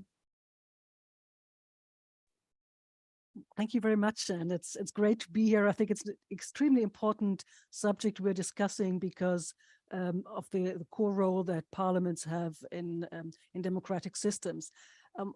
before I start, Alice was using the term of ecosystem. Of course, every national human rights institution, and that's my perspective, works in a different ecosystem. And we NHRIs are also very different. We come in different forms and types, but we have the same core function, which is to promote and protect human rights in our own countries. As the Vienna World Conference said almost 30 years ago, to bring human rights home. So it's really the role that we have to take and fulfill. My own institution, the German Institute for Human Rights, is the institute type of NHRI, which means that we have a strong application-oriented research approach. We are bringing together the legal obligations stemming from international human rights and from our constitutional human rights, together with the empirical situation. So bring that together to show where there is need for reform, where there are gaps in protection, and that is the approach we're taking. And when you look at Parliament as the addressee of our work, I think you will look to the two core functions of Parliament, so of two of the core functions, namely legislation and accountability. And with respect to legislation by the Parliament, it is most national human rights institutions give their opinions on draft laws, do that addressing their respective committees of their parliaments, and that has the level of explaining the legal obligations arising out of international human rights treaties. It's not as clear as people think. It is our task to show the various levels of obligations and their relevance for the law that is being discussed. So that's a very lawyer-like approach. At the same time, I think that's equally important. The factual knowledge that we bring to legislative processes helps identify core issues, help develop good solutions to the problems. And I think the human rights approach, which is the approach to always bear in mind the most vulnerable, the most discriminated against, that is an important function of national human rights institutions. As we've heard from the last panel, at least the part that I could listen to, speaking, for example, of women or of minorities, it is important that this perspective is brought into the legislative process. And that is a role that we have in legislation and binding that to the international human rights obligations. Secondly, accountability. And that is, on the one hand, many national human rights institutions have presented an annual report to Parliament on the state of human rights in their own country. I will be in the German Parliament tomorrow to speak on our report. That is one way of having discussions about holding the government to account for the situation in the country, for what has been done, what has worked, what has not worked. But also, and more systematically, I think it is accountability, the function that parliaments have with respect to the recommendations that come from international human rights bodies, from the treaty bodies, from the special procedures, or for the Universal Periodic Review. And as this toolkit perfectly shows how different the parliaments are, I think what we see in all parliaments, there must be one committee, and it must not always be the same, but there must be one committee that considered itself to be responsible to discuss the follow-up on the recommendations by a treaty body or a special procedure. The Human Rights Committee should be the place to discuss the UPR recommendations that the country accepted. And then, and that's even more important, is, and it has been mentioned, I think, by you, Alice, and by Tina as well, is that this has to be regular. It's not just when the next report is due, but really have a regular discussion on this. I would end just by focusing on one challenge that Tina, you have mentioned, I think, the question of resources. What we see And the European national human rights institutions have reported that in a rule of law report to the European Commission in the last year. Is what we are watching is that the time frame for consultation of civil society and NHRIs becomes shorter and shorter. This is a challenge for all actors, and I think parliaments, and that's often the ministries, they act under short time frames. If that happens, then Parliament is the place that should reach out, bring the various voices to the table, listen to civil society and the National Human Rights Institution to really get a full picture of what is at stake and what needs to be done to find good solutions. I think that's exactly what it's about. It's about bringing human rights home, not only because human rights are binding on states, but because human rights help make good solutions, help make good politics. And so therefore, I think it's in the interest of parliaments to reach out and bring those actors to the table. Thank you so much, Tina, Alice, Beata, for that wonderful first round. I have so many thoughts from what you've already said that I have to limit myself, or it'll be me speaking too much. I thought, Alice, I'm not surprised you came with some absolutely fascinating examples. The ad hoc advisors, that's a really interesting one. The Czech, I'm sitting down the road from Prague, actually, despite my background being Vienna. So the Czech example is really interesting, and I wonder if you feel that has a broader application than just the implementation of ECHR, European Court of Human Rights judgments, if there's a space there to make it somewhat broader. But generally what, and Tina, I thought your input on the obstacles and potential solutions, but particularly mentioning the capacity of both sides, I think that's really important, because if we have, it's great to say we can increase the capacity of parliamentarians, but is there going to be the capacity on the other side? And that, Beata, as you well know, for NHRIs is a big issue. They keep being loaded up with all these tasks and then don't have the capacity to actually take them on.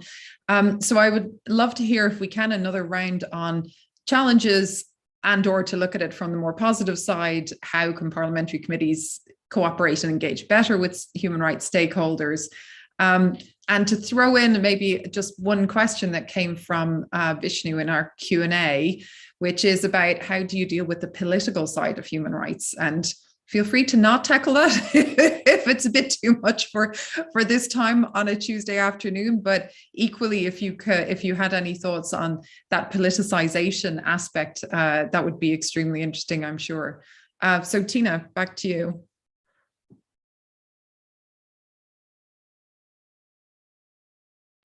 Yes, thank you. So yeah, maybe I should go back to also something that was mentioned here, and it is the ECHR and the execution of the judgments. So from I didn't know for the Czech example, but in our case, so this topic is it's examined in the Parliament, in the Committee for Human Rights, but it's discussed thematically. So when some team is there, then it also goes back to the judgments. And what I found also interesting as an example of good or promising practice that is mentioned in the toolkit, and I think it could work for us. So when I mentioned that we would like to see more topics discussed in the Human Rights Committee, and that is the fact is that there are different committees in the Parliament, of course, for different issues, but sometimes we feel like this human rights dimension get lost in different parliaments. So we would like to see that the topics are widened, and that themes are discussed through human rights framework. For example, poverty, or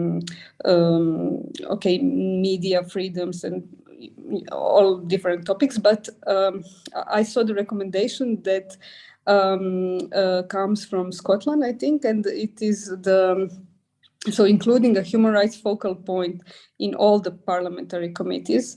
So maybe, yeah, it's something that can be rethinked, or yeah, could serve as an example on how efficient would that be, and would it be a way to provide more human rights inputs to all committees in Parliament. Thank you, Tina. I'll pick up, shall I? Yeah, there's a number of very interesting questions there. Just to start with the one about the political side, and perhaps by implication there, the need to sort of depoliticize human rights to a degree. This is such an interesting, much broader discussion, really. I mean, my view is that human rights are political in that sense. They're about claims and allocation of resources, and, you know, amplifying the voices of those whose voices are not heard, and those things to me are political. At the same time, I do think that there's a merit, one of the merits of more sustained and better informed parliamentary engagement is, to some extent, that sense of ownership that politicians and parliamentarians can come to have over human rights that they don't necessarily start with. And I suppose a degree almost of normalization, you know, that we can discuss human rights, we can pay heed to these legal frameworks that the Parliament and the state as a whole is bound by, without always becoming a lightning rod for discord. So there is something, I think, about the kind of sustained nature of human rights work, including within parliaments, that's to do with sensitization, increasing the sort of knowledge and understanding that parliamentarians have of human rights, and that this can become, as it were, normalized, so that when you have a judgment or an issue which is very, or in some contexts is very divisive, like immigration, for example, that's landing into a context that's more used to discussing things in human rights terms. So the reason I raise this, that sometimes I have heard people we've been engaging with through research in different European states that say, you know what, when we try to involve parliaments, sometimes it complicates things, it slows things down, it does, in a sense, politicize things. Let us just have a very efficient sort of technocratic coordination almost of, you know, the implementation of judgments, for example, and that might work better. But my answer in a way to that is always what I've just said, is that if you don't involve parliamentarians in the more routine business, then that's when you get a problem, when you have a much more sensitive issue landing in their agenda. So I think there's a lot to be said for that kind of long-term sustained approach. And actually this relates very much to the Czech model that I mentioned earlier, which I think still is probably somewhat unique in the Council of Europe and therefore also the EU context. And it's been going now for a few years. It's not that new, and it has, as I say, it's still going. Although the organisers of it, the government agent, is quite open about some of the problems it has.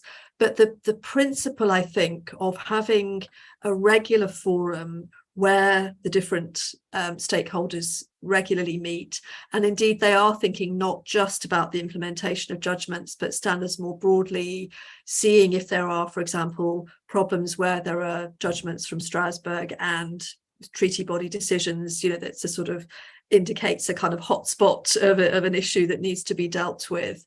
And also for dealing with these very complex, a few of our panelists have already mentioned the complexity, almost overwhelming complexity of discrimination issues, where discrimination is rooted in the society and indeed the institutions of the state. So a good example in the Czech context is the issue of anti-Roma discrimination in schools. You may know that this was the subject of a judgment well over a decade ago, DH and others versus the Czech Republic, about the disproportionate number of Roma children who are placed in so-called special, what used to be known as special schools. And this is one issue where this collegium, this group of people that have been convened by the government agent, has been able to work again in a more sustained way with the relevant ministries, with civil society, with educational professionals, and so on.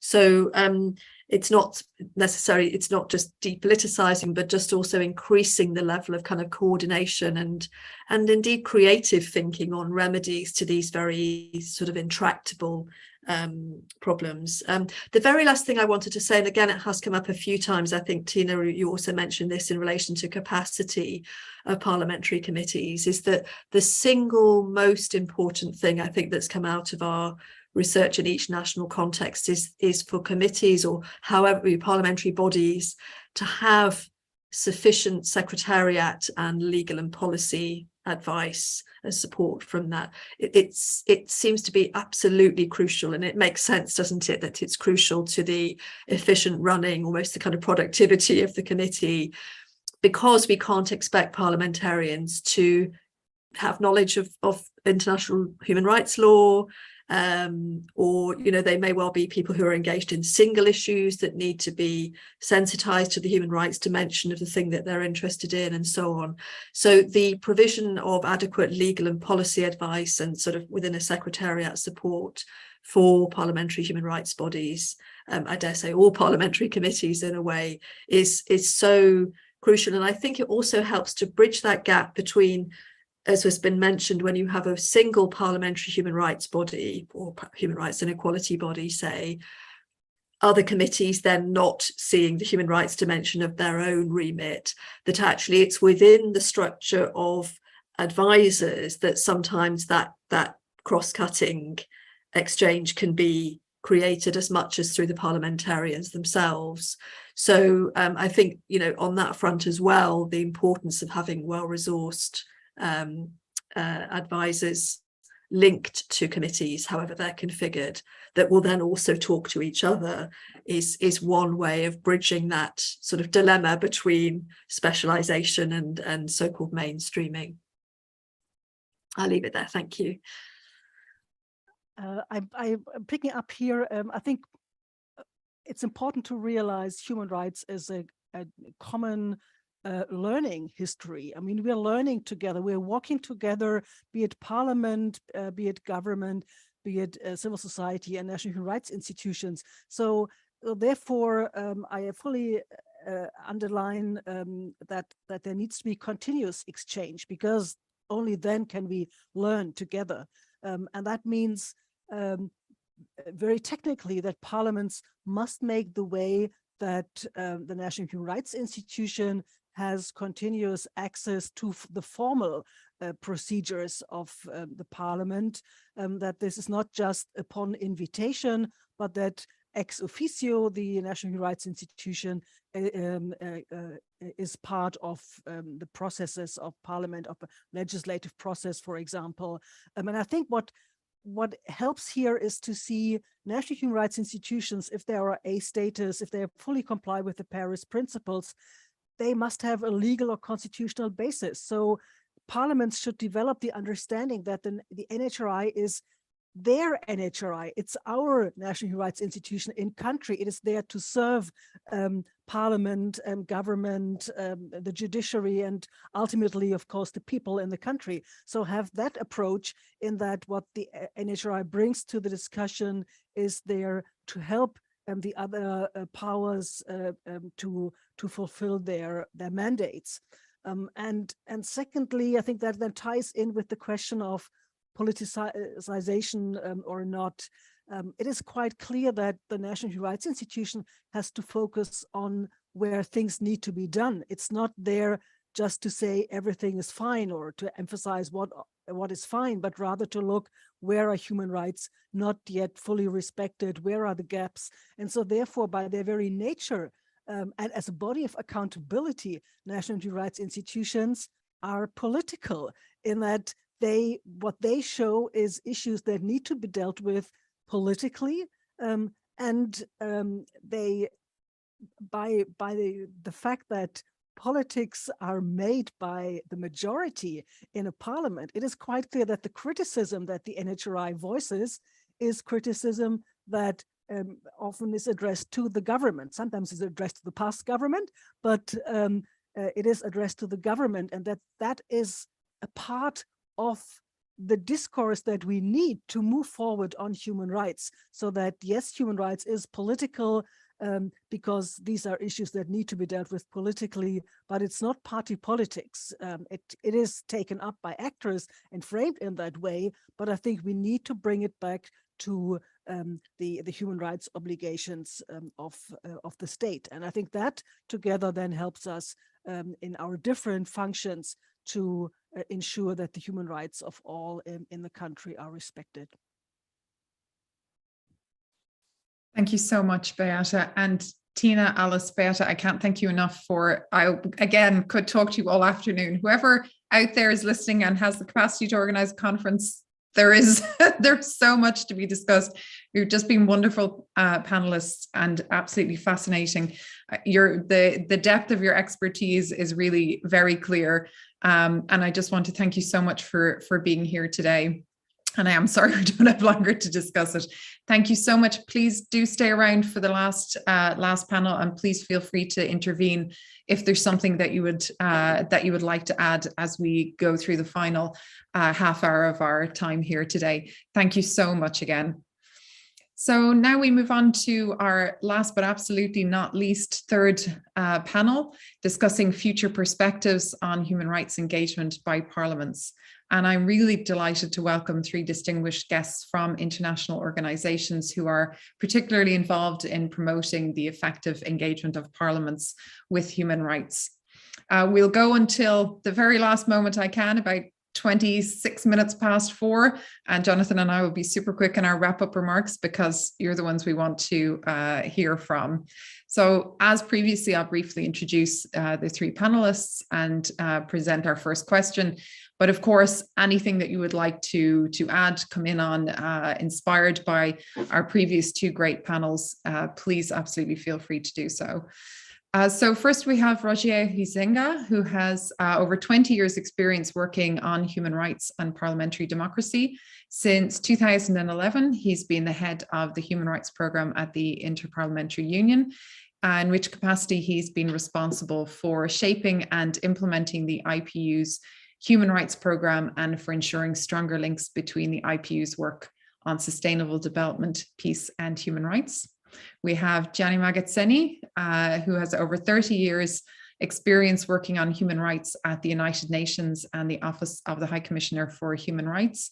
Since 2017, he's been chief of the OHCHR's Universal Periodic Review Branch, Human Rights Council and Treaty Mechanisms Division. Prior to that, his roles included leading the Americas, Europe and Central Asia branch of the OHCHR's Field Operations and Technical Cooperation Division, as well as Chief Special Assistant to Head of the UN Human Rights Programme in Geneva, of the Secretary General of the World Human Rights Conference in Vienna, and later of the first UN High Commissioner for Human Rights. And Konstantin Vardzalashvili, who has over 20 years experience working in the fields of good governance, rule of law and public integrity, constitutional and international human rights law.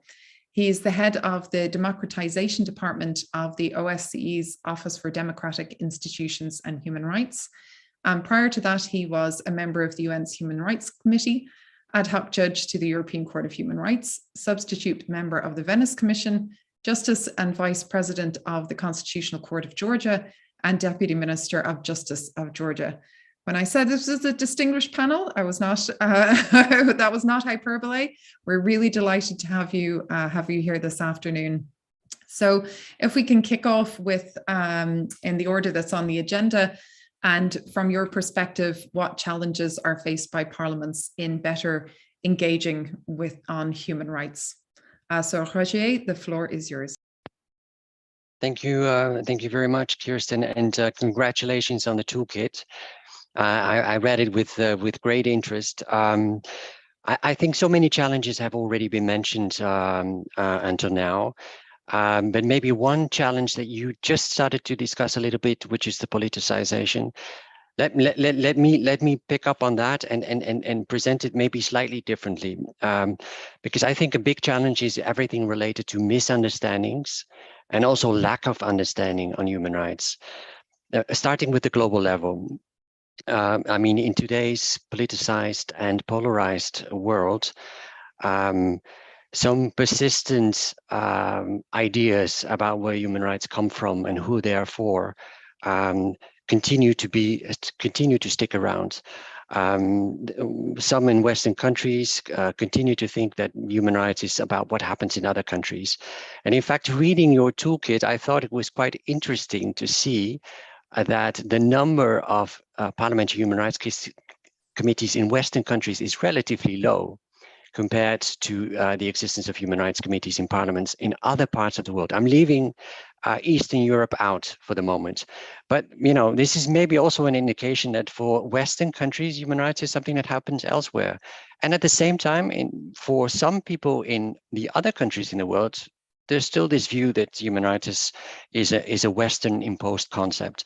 So we have to continue talking to both sides, to everyone, that human rights matter to everyone, that the underlying notions of human rights, whether it's the quest for justice, individual integrity, dignity, that these are concepts that apply to everyone, and they matter to everyone. So that's one element. The second element is human rights as an abstract concept.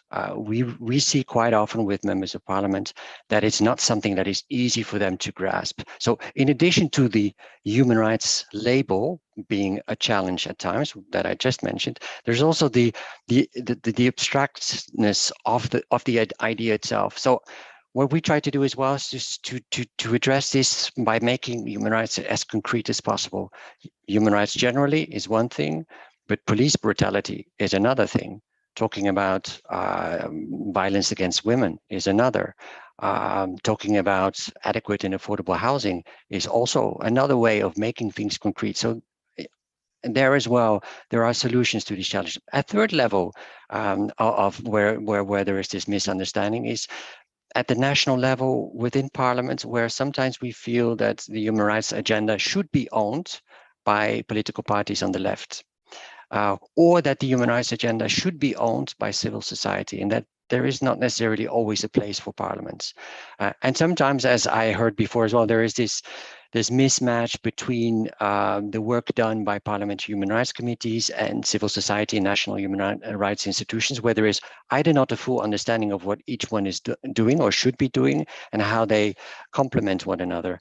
And finally, still on misunderstandings and lack of understanding, there is still a lack of understanding within parliaments on the existence of international human rights treaties, the ones that they have ratified, on the existence of international human rights mechanisms, on the role that they can play with regard to these treaties, with regard to these international human rights mechanisms, the role that they can play on the basis of the Constitution, holding the government to account in legislating. There's a lack of understanding there, and then, as was said before, a lack of understanding as well as to how parliaments and parliamentary human rights committees fit into the ecosystem that was referred to, their relationship with other national and international stakeholders. So there's a lot of lack of knowledge there. So there are some misunderstandings, but there is also a lack of understanding that I see as a big challenge.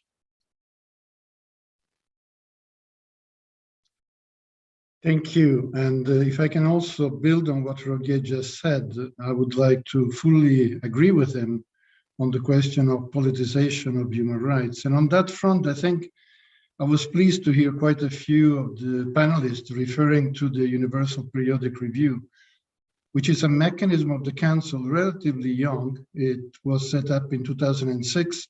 We are just ending the third cycle, starting the fourth in November this year.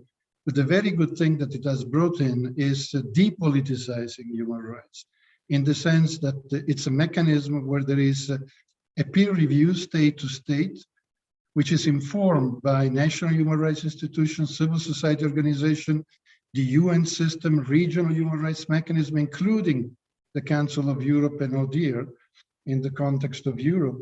And that determines specific number of recommendations, which represent like an X-ray of what the health of human rights is in every given country. The good thing is that so far we have had 100% participation of states to this mechanism at the very highest level, often with multiple ministers coming in.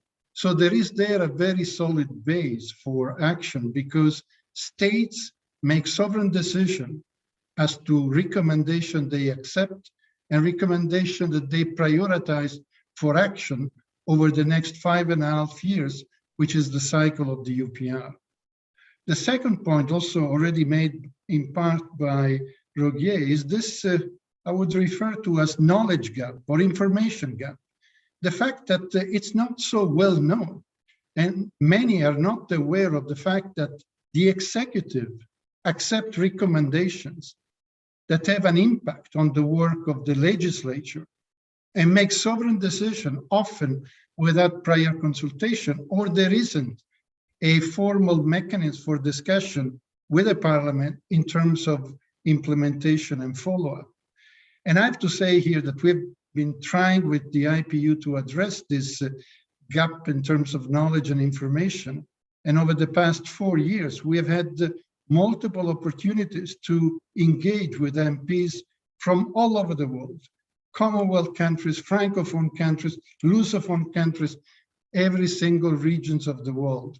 And if I can bring to you in a nutshell, the sense I've gotten from those conversations when I ask a few questions, including, have you made a contribution, you Parliament, you chair of a Human Rights Committee, have you made a contribution to the state report that comes to the UPR presenting the health situation in your country? Or have you participated in the review in Geneva? Were you part of the official delegations? Or even more so, have you been briefed after decision or before decision, sovereign decision were made by the executive, especially as to those recommendations that have an impact for your day-to-day work? The answer I got was largely 90% or so, no. And so that gap of information needs to be addressed. And I think that that would certainly go a long way to reduce the problem of politicization, because here we are talking about recommendation accepted by the executive in its sovereign right and presented to the international community.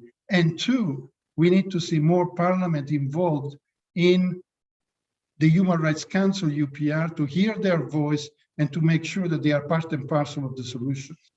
Over to you, Kirsten.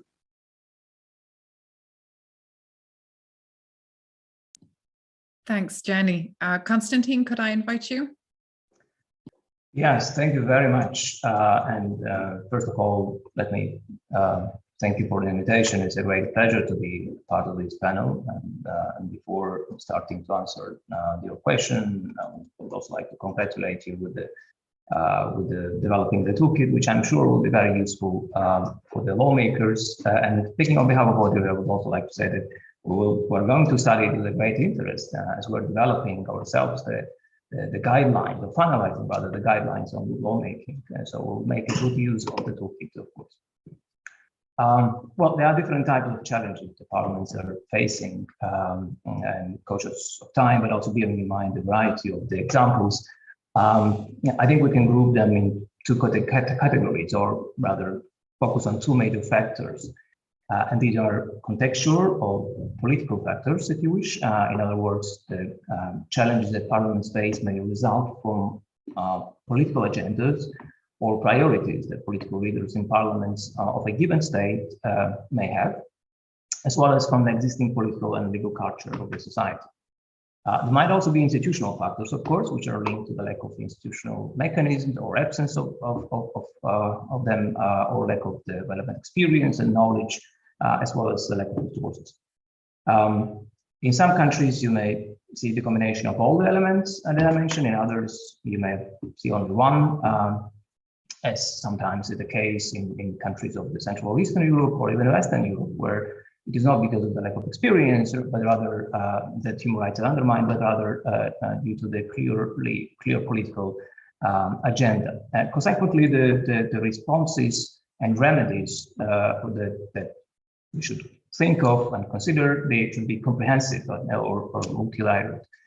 And speakers before me already mentioned the issue of polarization or over-politicization, which I believe it is indeed one of the major factors which we need to take into account. And I believe we cannot speak about the effectiveness of the human rights parliamentary mechanisms without realizing the the broader context.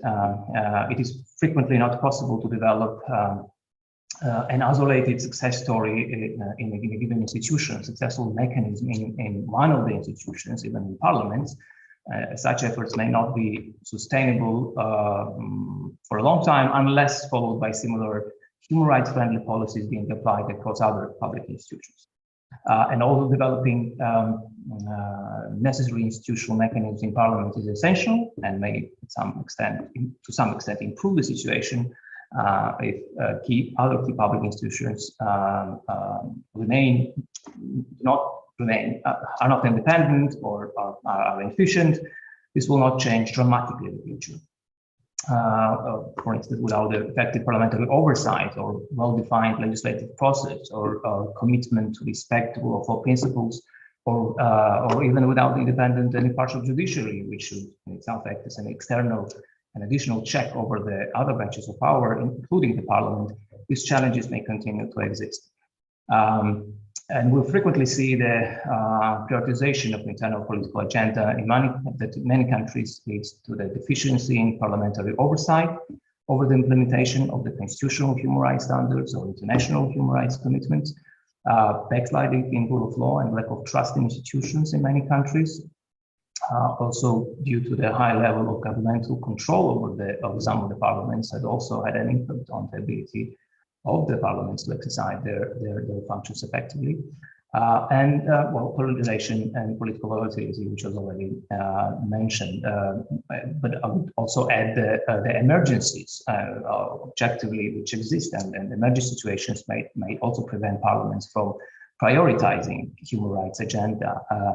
And we saw that not only, well, not very long ago in the context of the COVID-19 pandemic.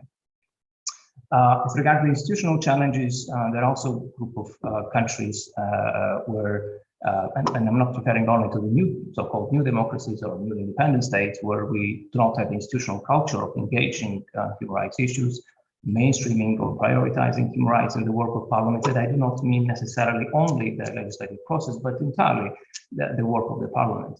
Lack of dedicated institutions, obviously, with the relevant mandates, or absence of such institutions is an important factor. At the same time, adding or creating such mechanisms to an already weak system is unlikely to improve the matters. So again, we have to look into the picture, into the context when we evaluating the situation. Well, speaking about the mechanism, I think we could focus or we should take into account that in many parliaments we see absence of the regular, systematic, comprehensive and adequate human rights impact assessments of the legislation as part of the regulatory impact assessment, ineffective or non-existing public consultations, insufficient mechanisms for involvement stakeholders, civil society representatives, and so on. Indeed, the recommendations which states receive through the UPR process or recommendations which come from other international organizations need to be taken seriously. But what we see frequently, unfortunately, is that they look at this exercise more as a formality, as an exam in a way that the states sometimes need to pass, but without meaningfully engaging in or analyzing and engaging in implementation of those recommendations, and lack of systematic monitoring of the implementation of the adopted policies or laws, evaluating their impact on the human rights, and revisiting the legislation with an idea, with a view to improve their human rights compliance. And finally, I think it's just, of course, in so-called individual challenges, the lack of expertise and capacity of the parliaments may have. And here again, I think many players, such as international organizations like ours, but our colleagues as well, and local civil society organizations can be very valuable partners to support the parliament. So I'll stop here, and I don't have already much time. Thank you. Thank you, Konstantin.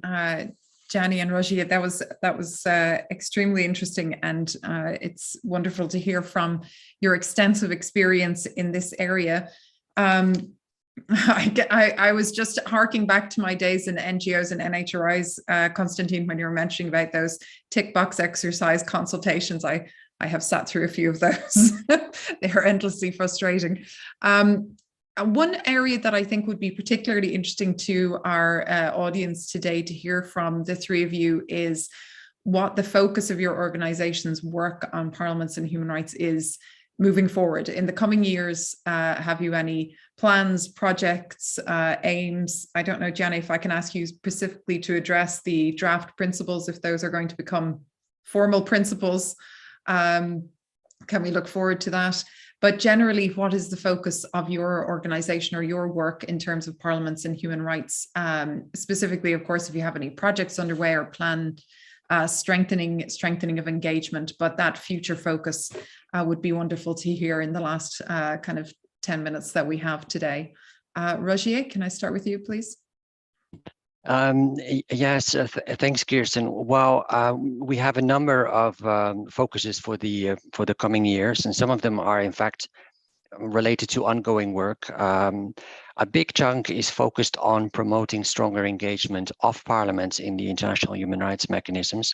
We work a lot with Gianni, and very happy to see you, Gianni, as we see each other regularly. So that's in the work of the UPR, in all the different stages of the UPR review, before the national report is being presented to the council, to help ensure that parliaments are part of national delegations, that parliaments are informed subsequently of the recommendations that were accepted, were noted, were rejected, and for parliaments to be involved in national implementation, maybe the most important phase of it all. So that is an important chunk, and actually we're working a lot with Gianni, with the UN Human Rights Council, but we're also working increasingly with the UN Human Rights Treaty bodies, because the logic is in many ways the same. Secondly, we want to collect and disseminate more good practices of parliamentary engagement with these international human rights mechanisms, but also more broadly speaking, good parliamentary examples in the promotion and protection of human rights, to make this available globally. And what we would like to do more of, and we're doing this already, is to promote conducive environment within parliaments, within countries, for members of national parliaments to do their work without fear of reprisals. And this is, we have this dedicated Committee on the Human Rights of Parliamentarians, which helps to protect individual MPs, often from the opposition, often female members of parliament, who are at risk for simply doing their work. So this is an increased focus of us as well.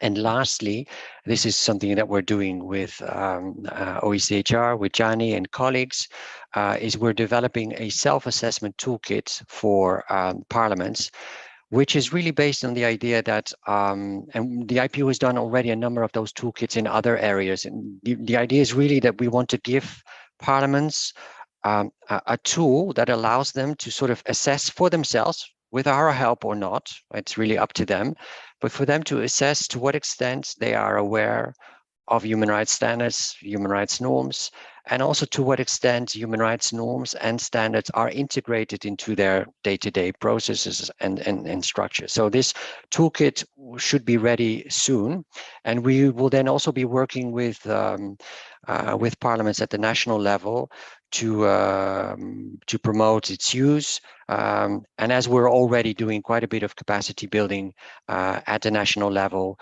we will also continue that work, and hopefully also with the use of that toolkit.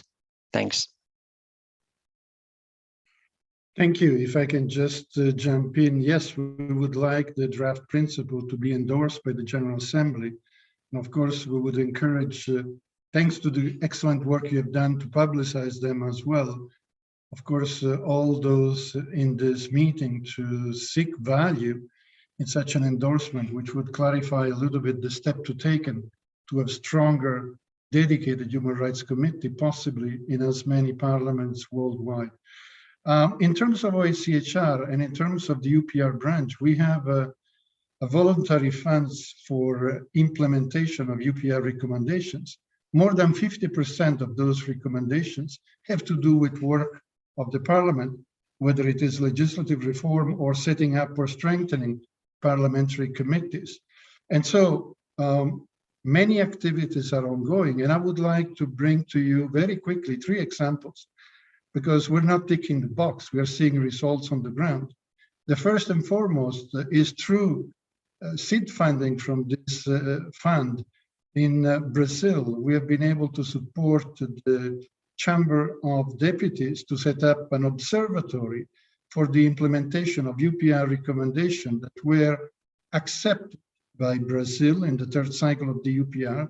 We're talking about 242 recommendations, but the number doesn't matter much because clustering them in a thematic way will give you the sense of what really needs to be done.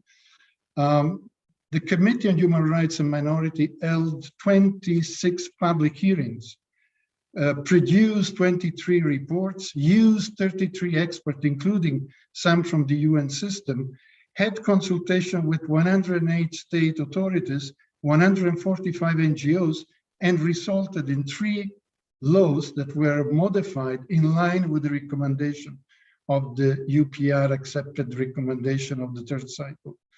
Another example is Mongolia, yet again, where the Parliament was able to pass legislation to protect human rights defenders, the first one in Asia.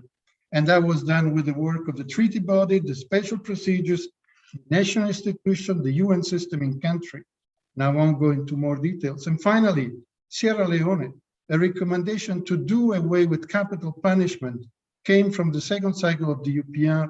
We work with the government, with the Parliament, with other key institutions to take it out of the books in Sierra Leone, and that was done recently. So too, decriminalizing defamation, which was another recommendation from the 2nd cycle of the UPR. So you can see that quite a lot can be done at times with seed money, but the key message I would like to convey is that Parliament needs to play the oversight role when it comes to the legal obligation of the states and their commitment, especially when they have made sovereign decision through the UPR. We have put out tools that facilitate the unpacking of all of that, including a matrix of all the recommendations thematically clustered, indicating clearly those accepted, those noted, which can be the basis for action by the government or by the relevant committee in the Parliament with respect to those accepted by the executive already. We also have a letter that the High Commissioner sent to the foreign minister of every single state after the UPR review has finished with the adoption of the outcome in the Human Rights Council. And those are available online. I'm going to put it in the chat box, some of the links, because I won't have time to go too much into it, but many of your countries participating in this meeting will have quite a great deal of information available to you and to your committee in order to be able to do more of what is the critical challenge when it comes to human rights, and it is implementation.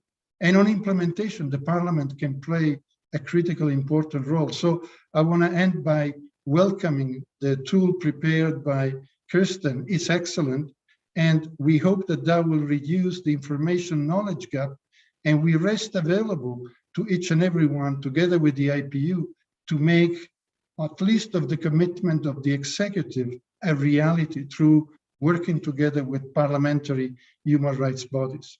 Over to you, Kirsten.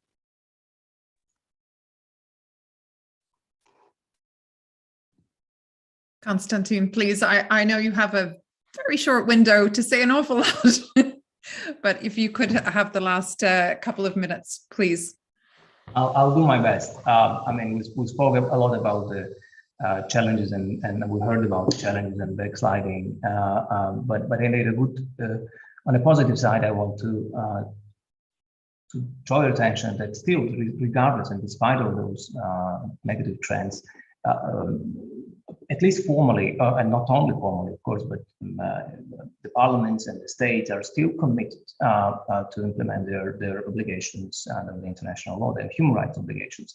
And this gives us a chance, a possibility to engage with them constructively and promoting further the idea of human rights and helping them further to become more human rights compliant. So bearing in mind again those challenges, and in response to them, we use we developed and use combination of tools. As I mentioned, the challenges on the macro level, we address those challenges by promoting the effective parliamentary oversight functions, sharing practices, offering policy advices to the parliaments and the recommendations. We also, of course, work with and support the judicial institutions as well, to make them more effective again, and also realizing that the human rights are, unless you could defend and protect and adjudicate on those issues, protecting actually human rights through the courts. Unless you can do that effectively, then the human rights remain just pure formality on the paper. We also offer the legislative assistance to the parliaments, reviewing upon the request drafts or existing legislation, evaluating their compliance with the international human rights norms and OSCE commitments. Such analysis, as a rule, and subject to the complexity of the question, is usually followed up by the face-to-face or online, in this case, meetings with the national stakeholders, discussing these issues and recommendations. We do contribute to and cooperate with other international organizations, and we will contribute for this in case, for instance, to the UPR process. We will make our submissions. We'll work with other institutions, Council of Europe. It will be very interesting to look to see and to read the new document which Interparliamentary Union is about to publish as well. Also realizing that the poor legislation is frequently a result of the deficiencies in the legislative process. We started to focus more and more, well, since 2005 and 6, on the legislative process itself, advising, evaluating the procedures, helping the states to identify the deficiencies in the process, developing the reports, and together with the parliaments and other stakeholders, developing the roadmaps on improving those deficiencies. More specifically, also bearing in mind or knowing the many examples when states, even those some in the parliaments which try to be human rights sensitive or try to mainstream human rights into their agendas, they sometimes just forget to focus or omit the impact of the legislation on a particular group, such as women, for instance, or youth or persons with disabilities. And therefore, we developed and offer the specific tools, surveying, studying, analyzing, and producing assessments of, for instance, disability inclusion in national parliaments, looking not only to the physical accessibility of the parliaments for the persons with disabilities, but also into the analyzing the work of the parliament and to what extent they are inclusive to the groups for the persons with disabilities. We offer and deliver the so-called gender audits, evaluating and analyzing together with the representatives of the parliaments to what extent their institutions are mainstreaming the gender in their daily work as well as in their legislation. Well, that's I think I'm cautious of time. Again, I'm trying to not overstep. So these are the main activities, projects which we are implementing right now and which are in the pipeline. Thank you. Thank you so much, Konstantin. And I know Jenny has to leave, or he's already gone. So I thank him so much for being here. Rogier, Jenny, Konstantin, thank you so much for your inputs. I did promise we wouldn't go over 4:30. I'm going to have to break that promise by about 2 minutes. Just to do a very final wrap up. And Rogier, Konstantin, again, thank you so much. And Jonathan, I would invite you to come back on screen, and we'll do the very final closing remarks. I will just do a very short 1 minute, just to say that obviously we have so much more to discuss from today. And I think this format that was chosen has been a great one, but it has left me feeling that I would like a lot more time with all of the wonderful panelists today. It really has been great. And also I would say inspiring. It gives me some hope in this space that there are the breadth of expertise and the level of engagement around this topic. There's sometimes feels like there's not a lot of areas for hope at the moment, but this certainly has felt like one today. So I really thank all our panelists for their engagement and enthusiasm, expertise, and yes, it only leaves me to say that please use the toolkit.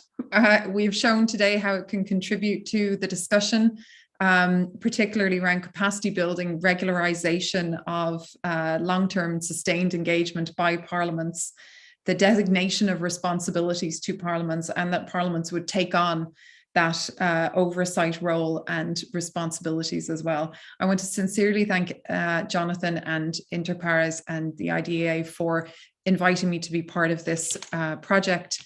And Jonathan, I hand over to you. Thank you very much indeed, Kirsten. And I'd like to begin by thanking you for doing a fantastic job, not only in putting together the toolkit, but being a really excellent host and moderator. Just very briefly to say that Inter Pares is going to continue working on parliamentary engagement in human rights. It's going to be a key part of the new phase of Inter Pares that we're designing now, that is starting at the beginning of 2023 and going for 3 years from then. In the area of human rights, just briefly, of course, in the next years, we will be popularizing and making use of the Effective Human Rights Engagement for Parliamentary Bodies Toolkit in our work, and also sharing with parliaments and people working on human rights throughout the world. We'll be developing tools to sensitize parliamentarians and staff to their role, and to open up opportunities for them to engage on human rights. And one of the things that we will be doing, one of the tools, would be development of an e-learning course on parliaments and human rights. We will also ensure that human rights is mainstreamed throughout Inter Pares' partnership activities, the peer-to-peer work that we do with parliaments around the world to support them, particularly through building links with European Union member state parliaments and the expertise that they work on in a peer-to-peer basis.